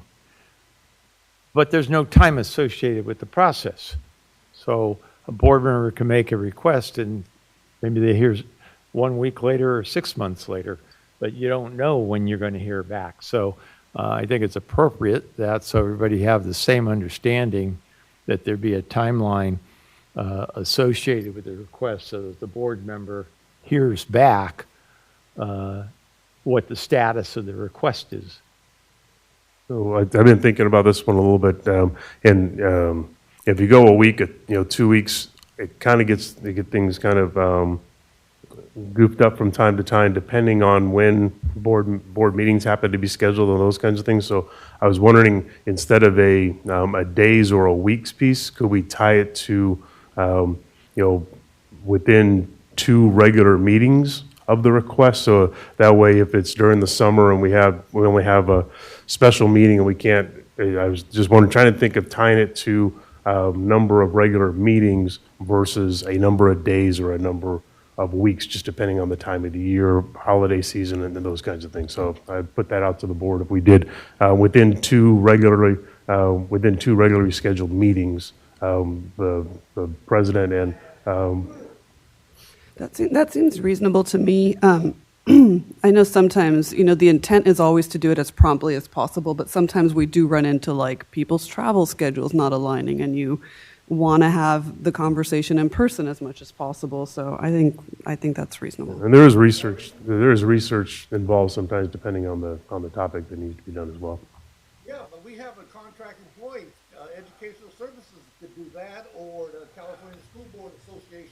You need to speak on a mic. Yeah, and then sometimes they would need time to do that. If we made such a request of one of our partners, they get those requests from all over the state, and they might need some time to do that. So that's kind of what I'm saying. Sometimes it might require a little bit of time. Then I would suggest that go to the California School Board Association website, look at the Golden Bell Awards.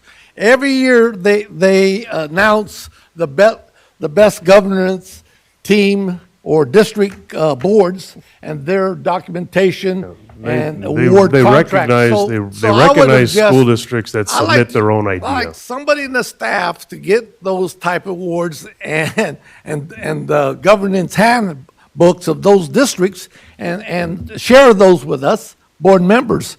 The other issue I have is that we're moving off the topic. We're moving off of topic. We're on one item right now. On the topic. We're on the item. We're on the handbook. We are on requesting the item, board member recommendation of timeline. Yeah, I can go along with 2 meetings, again, on the basis that it's specified. And so that would be okay with me personally. And just make sure it'll be clear, be two regularly scheduled board meetings. Regularly scheduled. Well, I would say 2 board meetings. There any difference between regularly scheduled and special?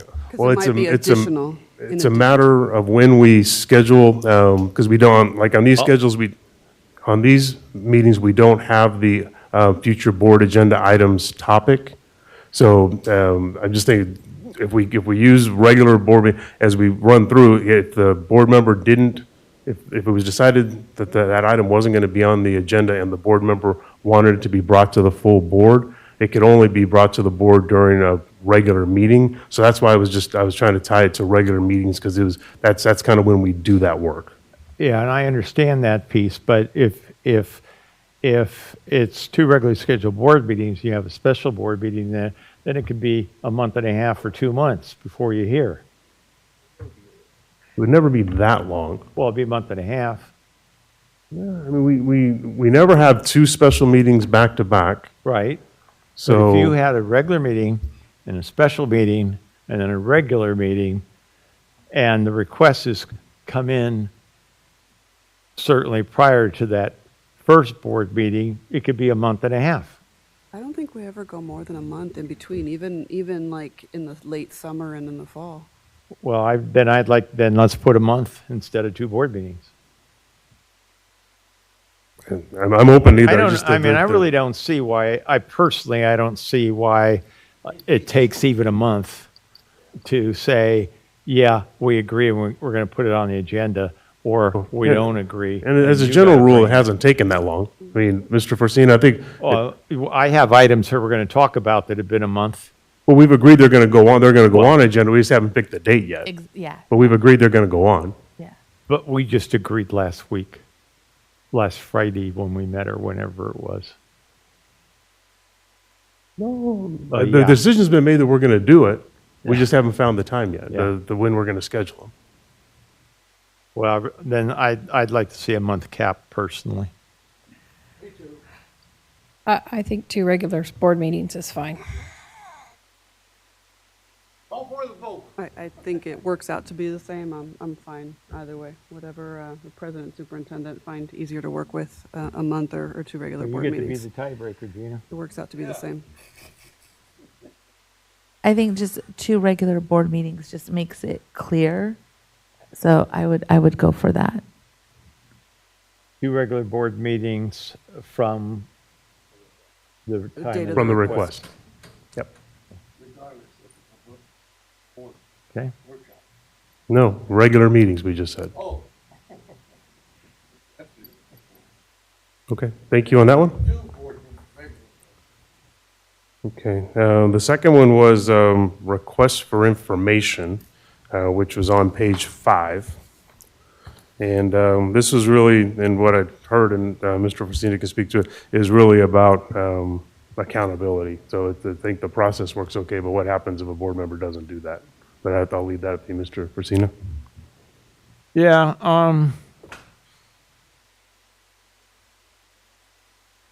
I made the request for the addition of a statement on accountability. And I understand on the one hand that it's difficult to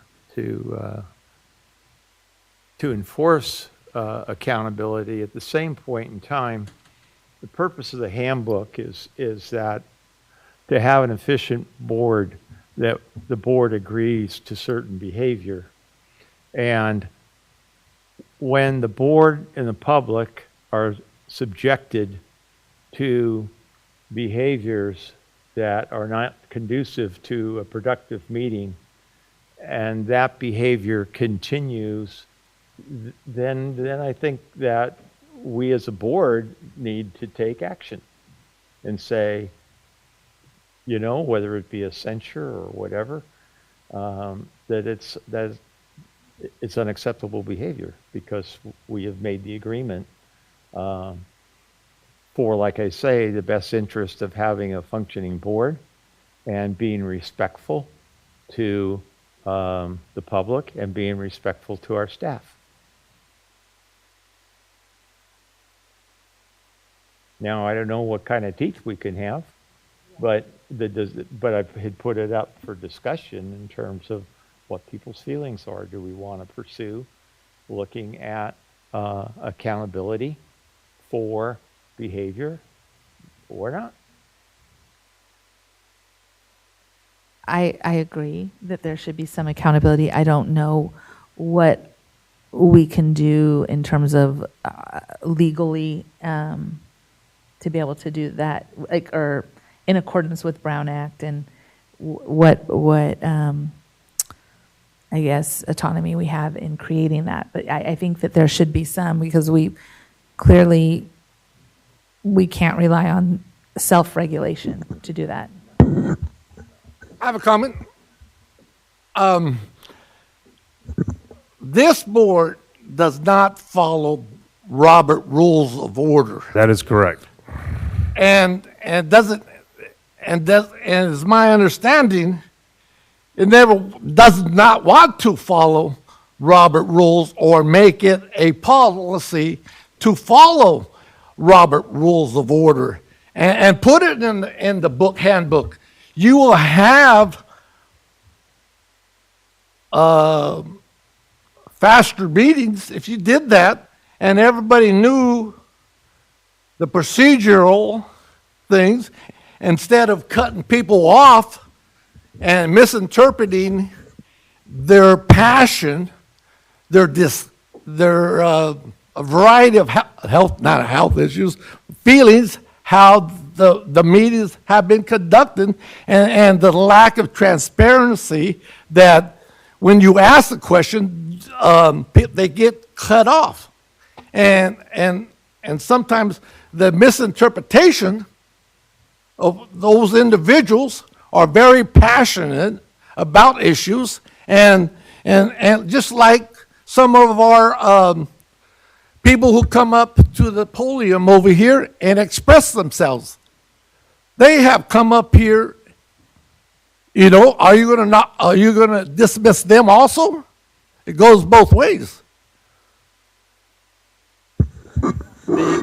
I think the item request for information is really very specific, and it says that the individual board members will work with the superintendent and appropriate staff prior to the board meeting to seek information that they have. We waste a considerable amount of time at our board meetings, and we waste public time because questions are asked that could have been asked prior to the board meeting. Certainly that is the agreement of the handbook. So to the extent that any board member asks a variety of questions that catch people off guard, To me, it's almost meant to embarrass people. When you ask for information that you know people probably don't have right at the tip of their fingers, then you're asking the question to embarrass. But hey, let me finish. Get your hands off the microphone and quit laughing. See, that's just another example of your attitude. Again, this is not. Yeah, I do too. I got a great solution. What is it? We have a replacement board member for Region 1. But anyway. Did you support somebody else? Let's keep it to the topics we can talk about. You're off topic. Anyway, this is just a simple one. Our board members going to respect the agreement or not?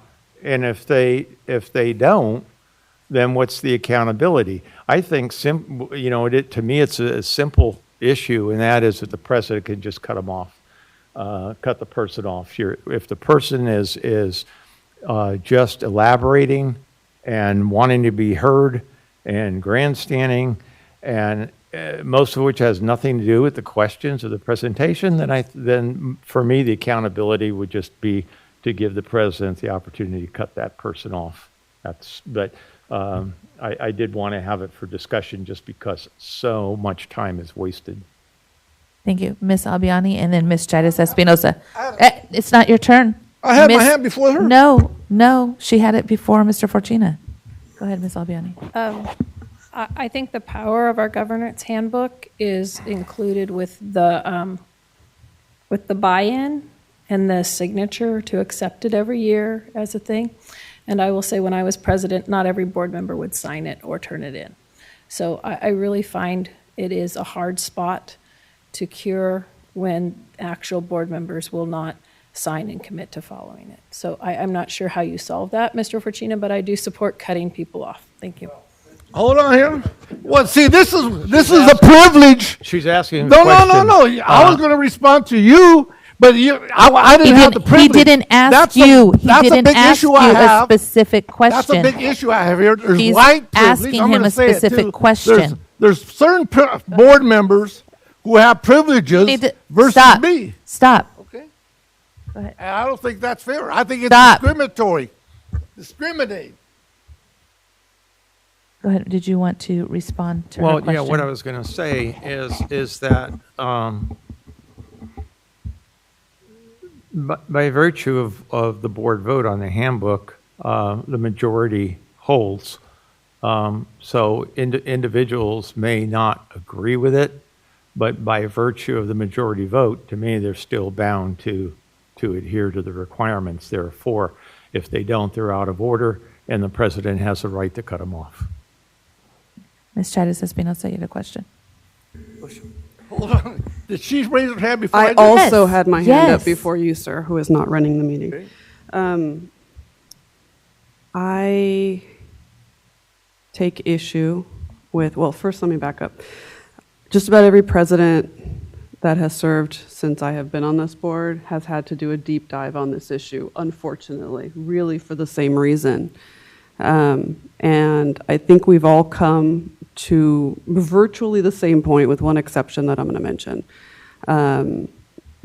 Beyond the tools that we have to maintain order in a specific meeting, there is no accountability available to us other than, the will of the voters.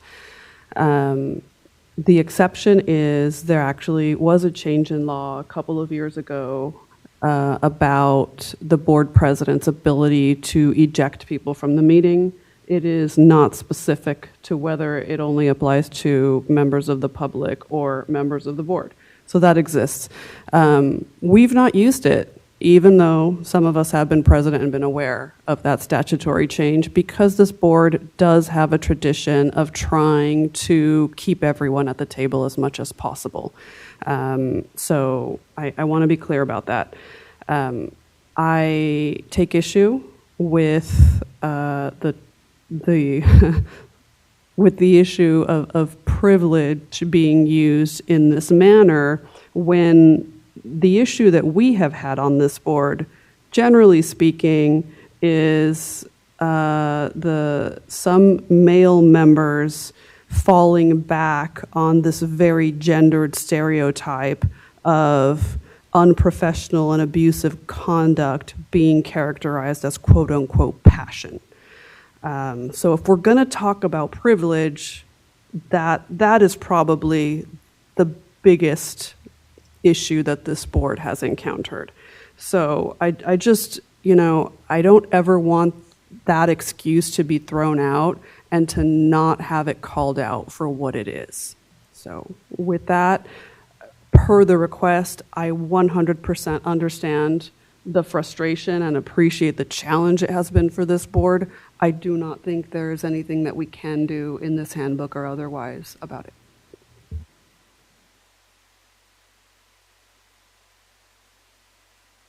I do think that we could state that if a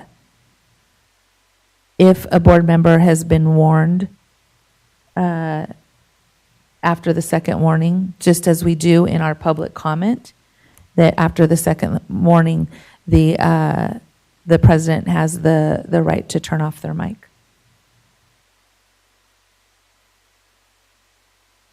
That's my recommendation.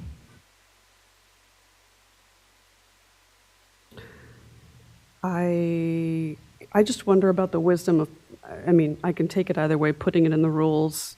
I don't want anyone to believe that the powers of the president are limited by what's in the handbook, right? So you have that power regardless of whether it's in the handbook, but again, I will defer to whatever folks think will make it easier to run these meetings.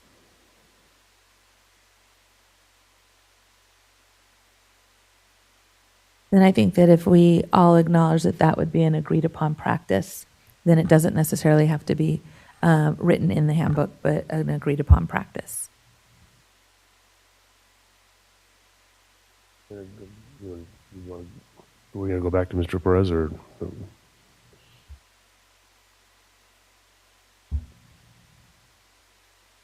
Well, first of all, you're going to have to give me a mic. This is Mr. Forcina's mic, which I have to share.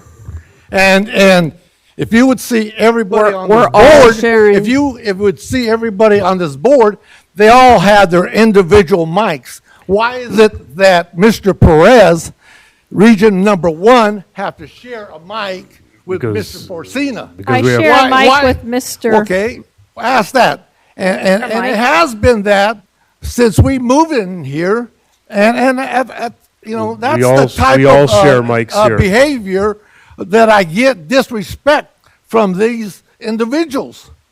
That why don't I have a mic? You're embarrassing yourself. You're embarrassing yourself again for not listening. Think about that. Mr. Perez. Hold on, I'm speaking. Don't not interrupt me. You it's asked my a question. Time. You asked a question. No. Hey, well, so you can answer after I'm finished. There's 5 mics. You can answer after I'm finished. There's 5 mics. Do not interrupt me. That's I will another interrupt thing. you when you need to be interrupted. Every time when I speak, you interrupt me. No, I do not. Or it's a planned effort to interrupt my flow You're not of allowed thinking. to lie. You're not allowed to lie yes. from this dais, and we're going to correct anyway, you every that's- time. Do I have the mic? Yes or no? Do I have the mic? You share a microphone just as we all share. There are 5 mics and there are 8 members of this board. Why do we? Because we all got here early and got a mic. Oh, look, I'm not going to answer that. So, second question. Okay, look at, if I ask the question, the solution to that issue and thinking that I'd answer or make a question regarding to embarrass something, no, I do not. That's not my objective, number 1. That's a false lie. When I ask questions, I want clarity. It's out of clarity, and also, the bottom line, the individual does not have the answer to my question. The simplest thing they could say, I do not have the answer. I will get back to you at the next board meeting, or I would put it in a board communication. Very simple. Very simple. there won't be no problem. What is the problem? If I ask them questions because of clarity, transparency, or research, those are my board responsibility to keep our staff and my fellow board members to be aware of issues that had not been brought up or I'm concerned about within my regional service. There's nothing that I have mean intentions to put people down. That is ridiculous. I mean, that is almost the same thing with, I'm not even go there, that they had done to somebody in our community who was a board member. These are false allegations. You know, it's you know, and number two, if we had a strong governance board handbook, very clear, and I invite the general public to read this. It is sad document, people. It is a sad document. You look at other board members, districts, and look at the governance handbook, you know, it's maybe, how many pages is ours? 4 or 6 pages. Terrible. But and we requested this revision many moons ago. But procrastination. But maybe they want it that way. We do it every year. They want it that way. So, yes. What was the other issue? My train of thought was kind of, transparency is number one. Data. I want data. And we do not get it at the school site level or the board regional level. Okay, that Why is is not that, part you of know, this handbook. That is not part of the handbook. Those are questions I have to ask, you know, and that's my duty. I have the duty to keep our school district accountable to the funds, policies, et cetera, et cetera.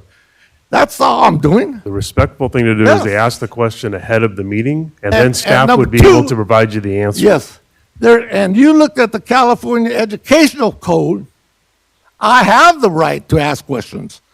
I have the right. Look at All the members have the right. Mr. The Fortuna. the issue that we're discussing is not whether or not an individual board member has a right to ask questions. What we're talking about is simply is the third bullet out of 4, and it says an individual board member will, insofar as possible, work to let the superintendent and staff know ahead of time when a request for information will be made in public so the staff can be prepared to answer in a thoughtful way. It says to be prepared to provide a thoughtful answer. There's 2 things inherent in that statement. One, it acknowledges that the board member will be responsible for their behavior with respect to the respect for staff, so that staff can be transparent when they respond in public to a question of a board member. So that's the first part of that. The second part of that is really just simple courtesy. If you want to have an answer to a question, that's great. I ask so many questions. I can attest to this. Staff, I can attest to this. If staff could speak, personally on the issue, they'd go, we would like fewer questions. So staff responds to the questions. If you have a specific question, staff will respond to it. Again, inherent in that bullet is that we as individual board members are accepting responsibility for ourselves such that we will ask staff questions prior to a board meeting so that they can prepare that thoughtful answer.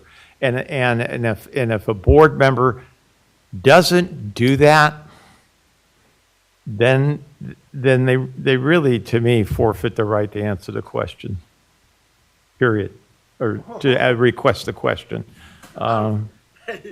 You're acting like some other party that I posed. There have been many times I called the superintendent up. I tell him what the issues I'm concerned about. Sometimes I do ask some questions that I'm going to bring out, and sometimes I do. It's not like I ask them certain questions. I come here and think I have another one in my back pocket. But a lot of times, there are issues that come up or are brought to my attention by other community members, and they want to know. And at the last minute, they're concerned about some issues. Or what they asked me about this. No, so I have the right to ask. Even though if I ask those questions of not Forcina, but Mr. Superintendent, if I discuss those issues and I come over here and thought of another question, am I wrong for asking that? And there's all the time we have board meetings, many board meetings.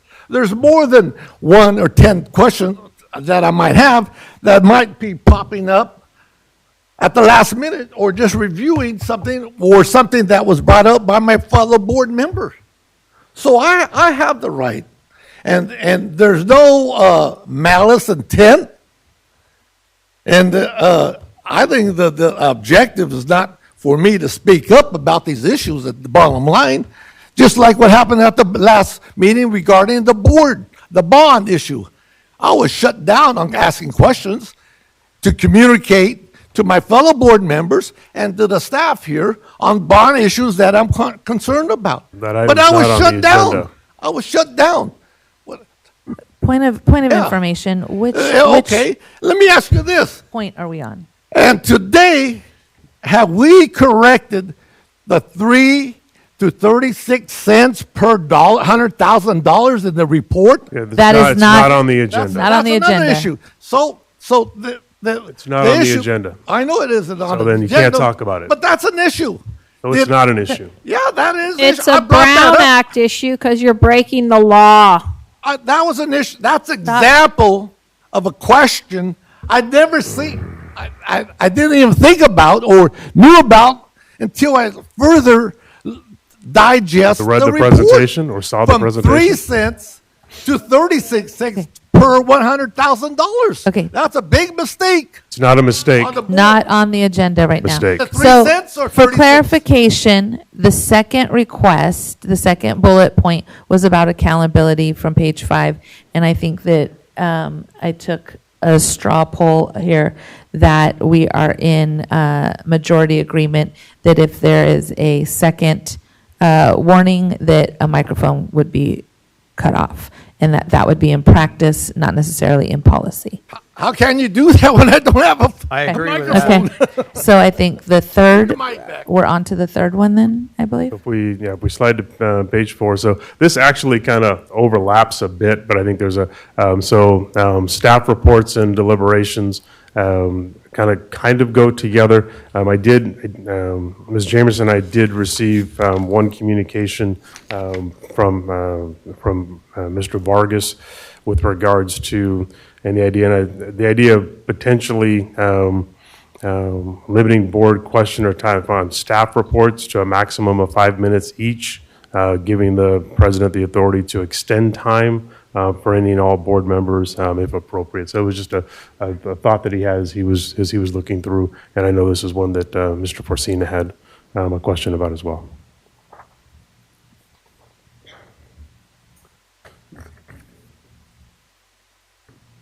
Did you want to speak further to your question? Yeah, what I had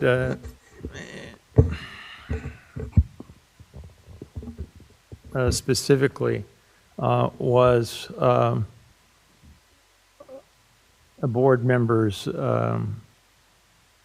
the acknowledgement that the board member has the ability to follow up on comments that others have made for clarification after they've spoken. And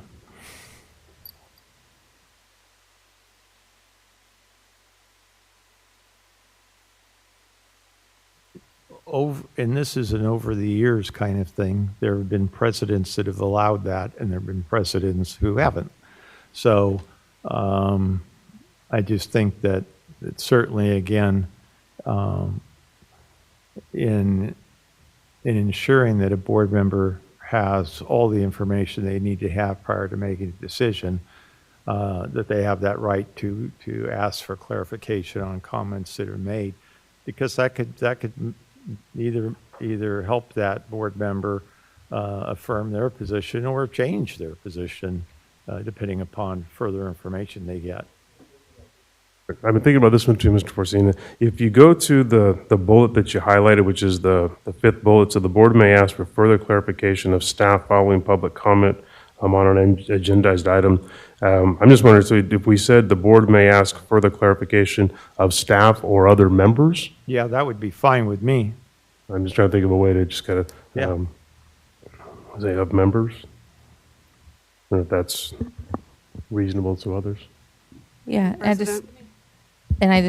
like that. I mean, it states it's a clarifying question. It's not a probing question. So I think that if we stay within what's already written, that we're good. Madam President, I want it to be clear that this does not supersede the president's ability to end discussion or Q&A when things get either unproductive or duplicative. So whatever we want to do here, it just needs to be clear that there are some things that supersede, right? And unfortunately, we are not always going to be in agreement about when we have reached that point. So the chair needs to be able to rule kind of regardless. Understood, yeah.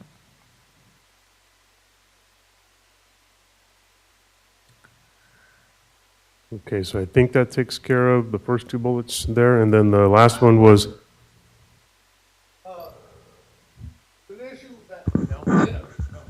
It has to get recorded. That's why you have to speak in the mic. Standing up at a board meeting, is that an issue? I have a health issue on my back and sit down.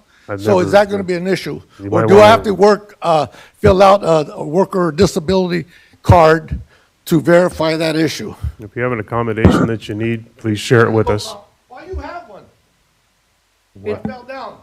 It's an issue when you use it selectively to stand over people and shout at them. Yeah, people are uncomfortable when you do it, is part of the problem.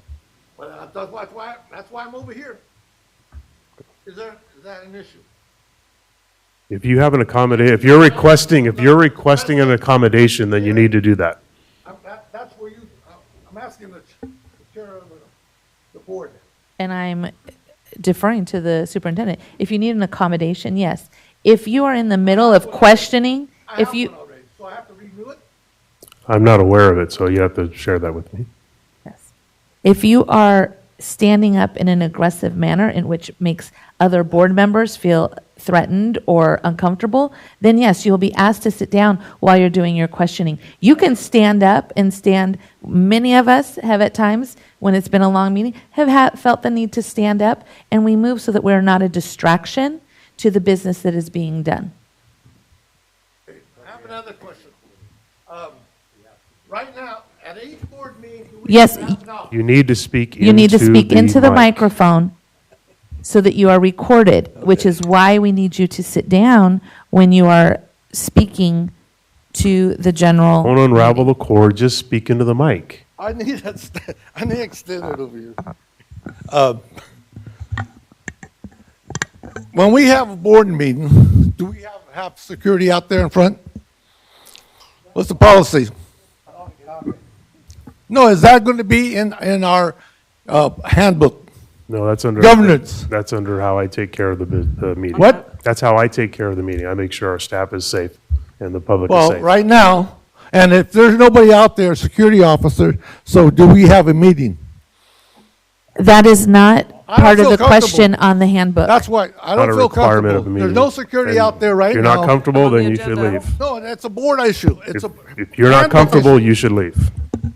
You needed to put that to the superintendent. If it was a handbook issue, you needed to put that ahead of time. So, no.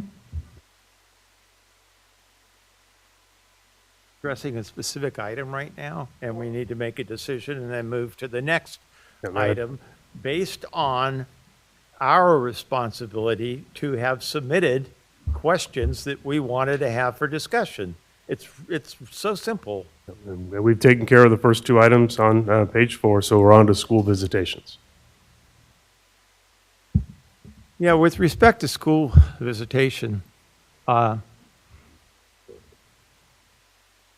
board has addressed this item numerous times, and we discussed it again as we did the board self-evaluation.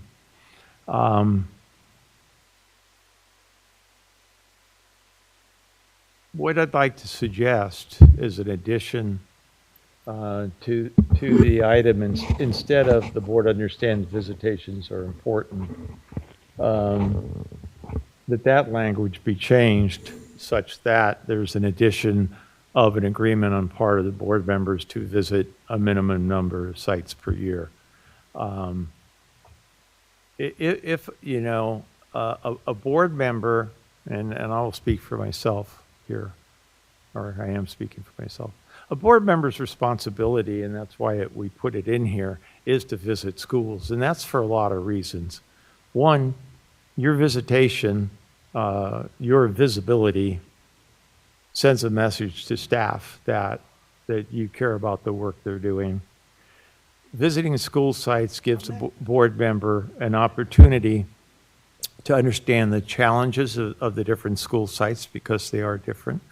And it gives a board member the opportunity to see how policies and programs that have been approved by the board are being implemented for the benefit of the children. So there's a lot of reasons why we put that particular item in there. But the reality is that and for different reasons, not everyone visits school sites on a regular basis. And for the 23-24 school year, Beth had even offered to have a spreadsheet to see what sites are being covered, because all sites need to be seen. And, you know, one of the things we discussed a lot when we had to go to the elections by district as opposed to district-wide is the fact that board members have a responsibility for all the children. You're elected in a trustee area. Your responsibility is not the trustee area. Your responsibility still remains the entire school district. And so I would just like to, you know, we've made the commitment that the visits are important. Like to see the addition of, you know, a minimum number specified that people are going to commit to trying to hold to.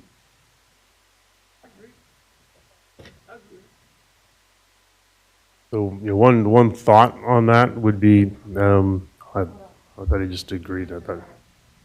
Mr. Pettis said he had his hand raised. Are you referring to me? It looks like this. I'm going to take it that this is item you bring it up because you say that I'm not out there. No, that's not why I bring it up. Yeah, you just brought it up earlier. No. Why do I go to schools and all this? It is. Let me tell the public and my fellow board. Hold on here. Hold on. Don't disrupt me. Don't disrupt me. This is. He's talking about me personally. And he brought this out. How come I do not go to schools? Well, let me tell everybody in this room and the community. My mother was born March, or April, 1931. Home alone. She decided to stay home alone during this COVID. When did the COVID start? To all of you? 4 years ago. 20, right? So, who's the sole provider? Me. Anthony Joseph Perez. When I got sworn in here at the other office, she was here. She was very proud of me. Very proud of me. Because we dealt with education from elementary, junior high, high school, college, and UCs.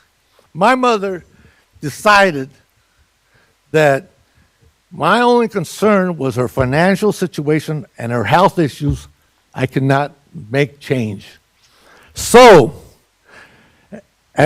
I took the responsibility to self-isolate. Why?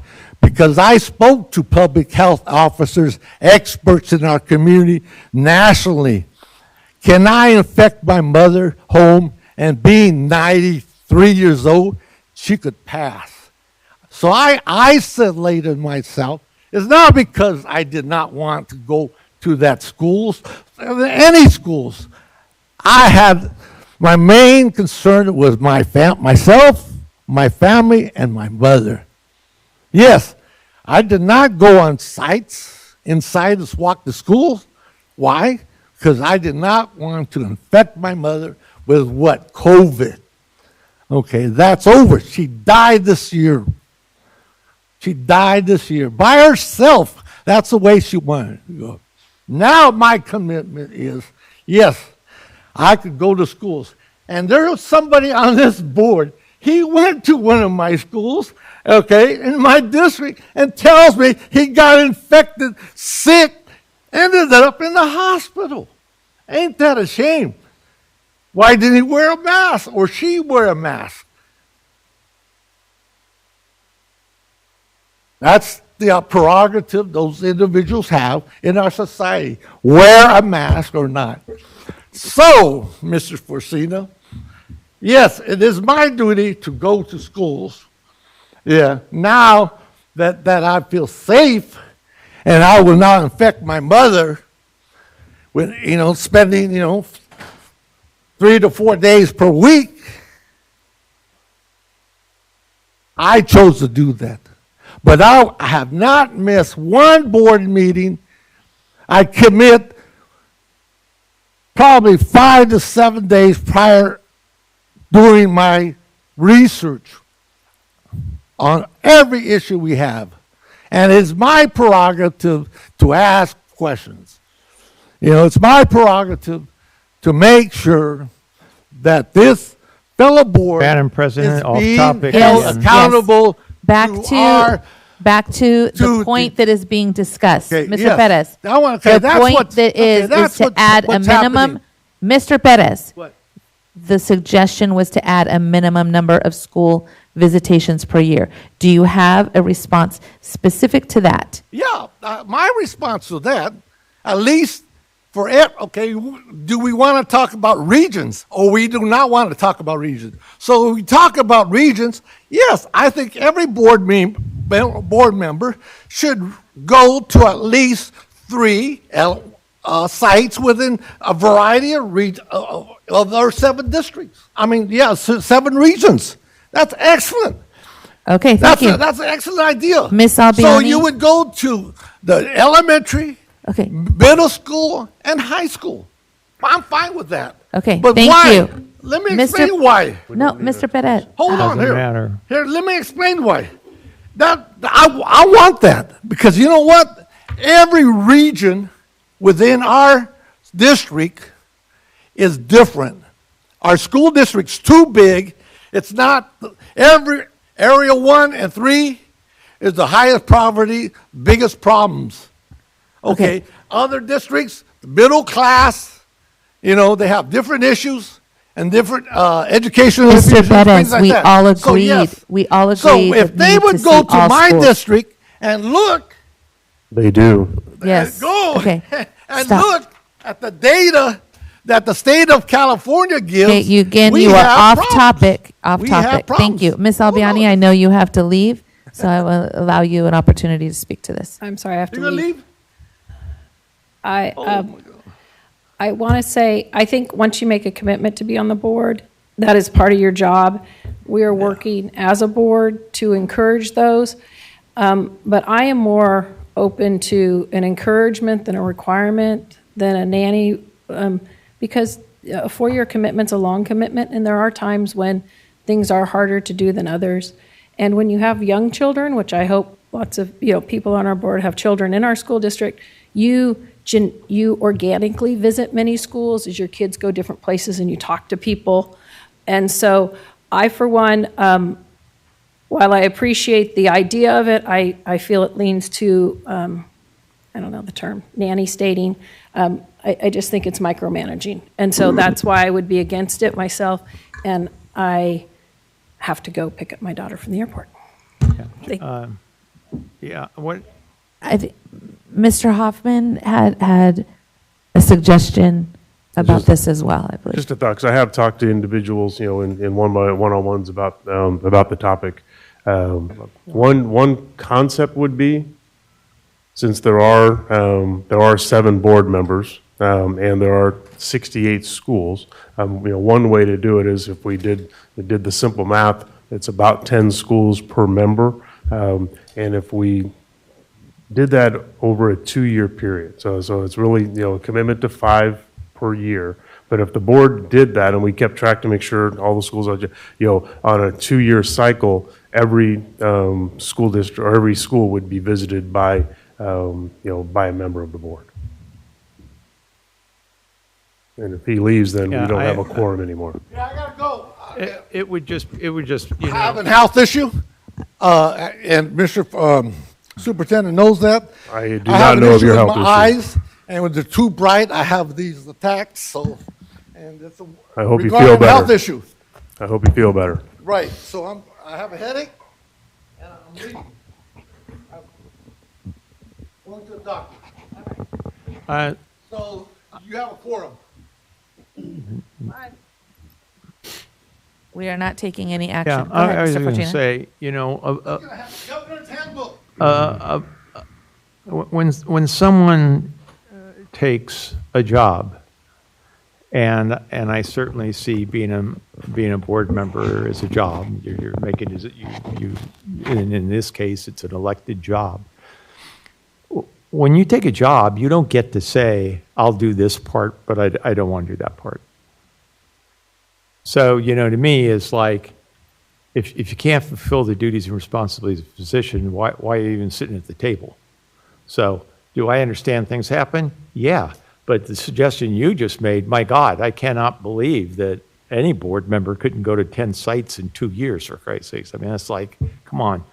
This school district, has things that go on 7 days a week, day and night.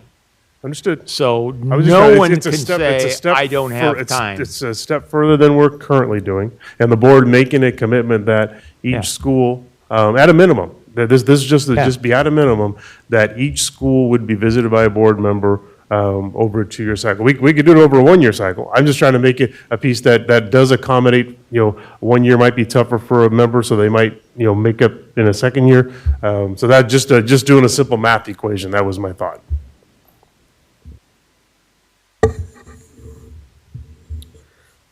So first context, then I'll speak to the superintendent's proposal here.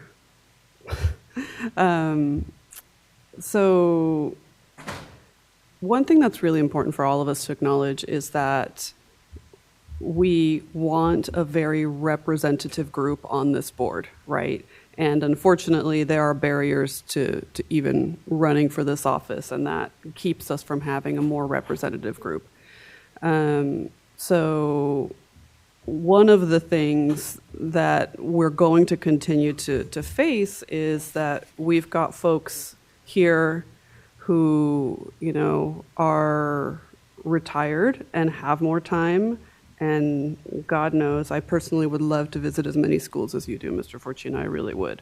I don't expect Yeah, and I know you don't. I know you don't, but I think it's just something that we have to acknowledge, right? So, Ms. Albiani mentions kind of the organic interaction that you have with schools when you do have kids currently in the system, which is true, but it also is a limitation on your time to kind of get out of, your own part of the district.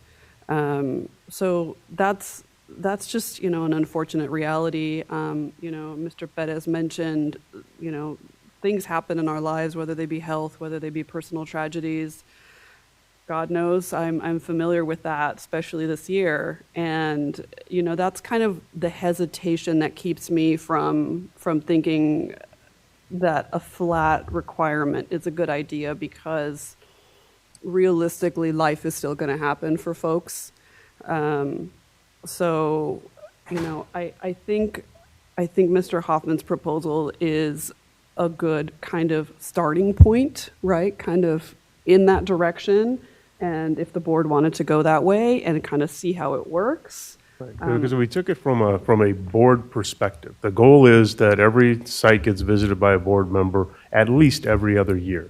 And so we keep track of that. And there may be members in a given year that can hit more sites than others. So it does give some flexibility, but it's really a commitment of the collective board versus individuals. That was kind of my thought process. And I also really appreciate the fact that the emphasis is on the schools, right? And not the board members or their particular districts. It's the fact that this is a collective responsibility to the entire district. So I really like that approach.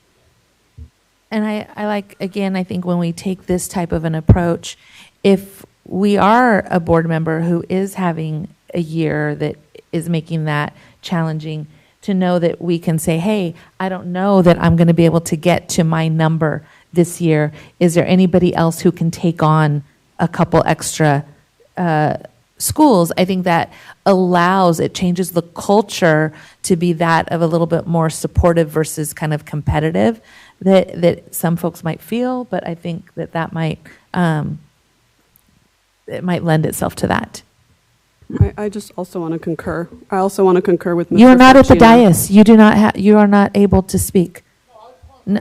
Nope, we cannot take comments off microphone. It's a Brown Act violation, especially from people who told us they were leaving the meeting. So I also want to concur with Mr. Fortuna's comment about, and I think Ms. Albiani also raised this, about school site visitations being an integral part of this job. And, I will be the first to say that the moment you realize you cannot do this job to the standard that is expected, you need to do the responsible thing and step away, whatever the solution.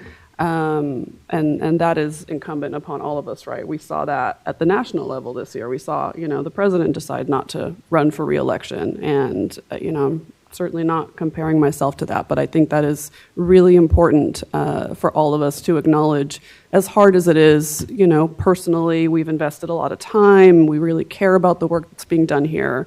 There is a standard. And, the moment that we know or believe that we can't meet it, I wholeheartedly agree with you that we need to do the right thing.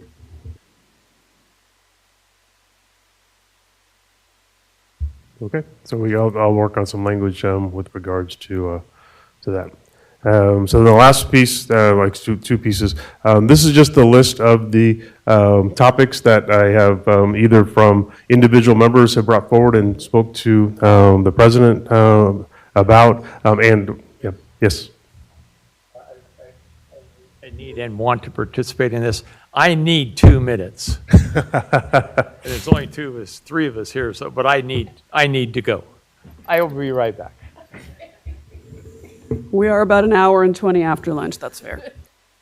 I will say this is just a discussion piece and no action. It's just given direction. The board will take action on the adjustments to the board handbook at a future meeting when we bring the edits to you. So I think we're okay. We're not going to be able to go into closed session because we have lost a quorum, but I think we're okay finishing this conversation so it's not there are no decisions being made. Did you have anything further to speak to this slide about? Do you want to wait till Mr. Porcini Yes, came sir. back? Okay. Okay. Yeah. But Are we I gonna play think these are the the topics that I. Jeopardy music? You can recess until he comes back if you like. Yes.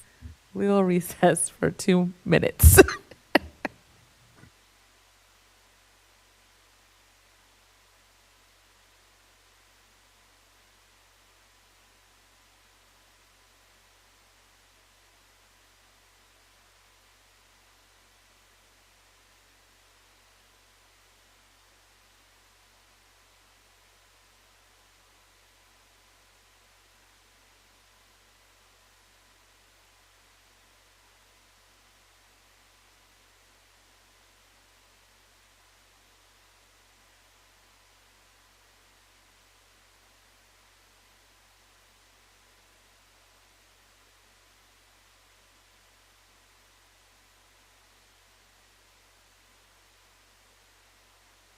Okay. So where are we on that topic? This is, My mic go off again? No. Okay.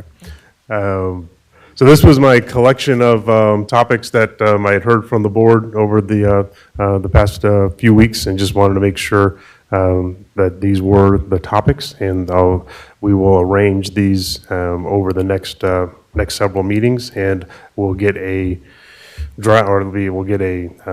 copy of the schedule of meetings that we share with the board that shows where the different topics will show up through the end of December. Okay. and that doesn't prevent us from adding more, right? It does say, it says, well, this is what I'll say is, the purpose of this is, these are the things that we've agreed to are important. Okay. And part of the idea is that as we commit to these, because staff's going to start doing this work. And if there is another idea that comes along, I will ask the question from time to time, okay, is there something on this list that could put to the side because this is now more of a priority? But it is an agreement once a year that these are the things we're agreeing to in August are our priorities. Well, I'll put the 3 items I thought about today on hold. Thank you. I appreciate that. Look forward to that discussion. It's all funny except it's my life. It's okay. And then the last thing I had was November 5th. Special board meeting scheduled, and it is election day. So I did have a recommendation that we try to do a 1 o'clock, be done by 1 o'clock. So if folks have family, friends coming in for any such reason, that we might do this. That was just a note to see if the board was comfortable with that.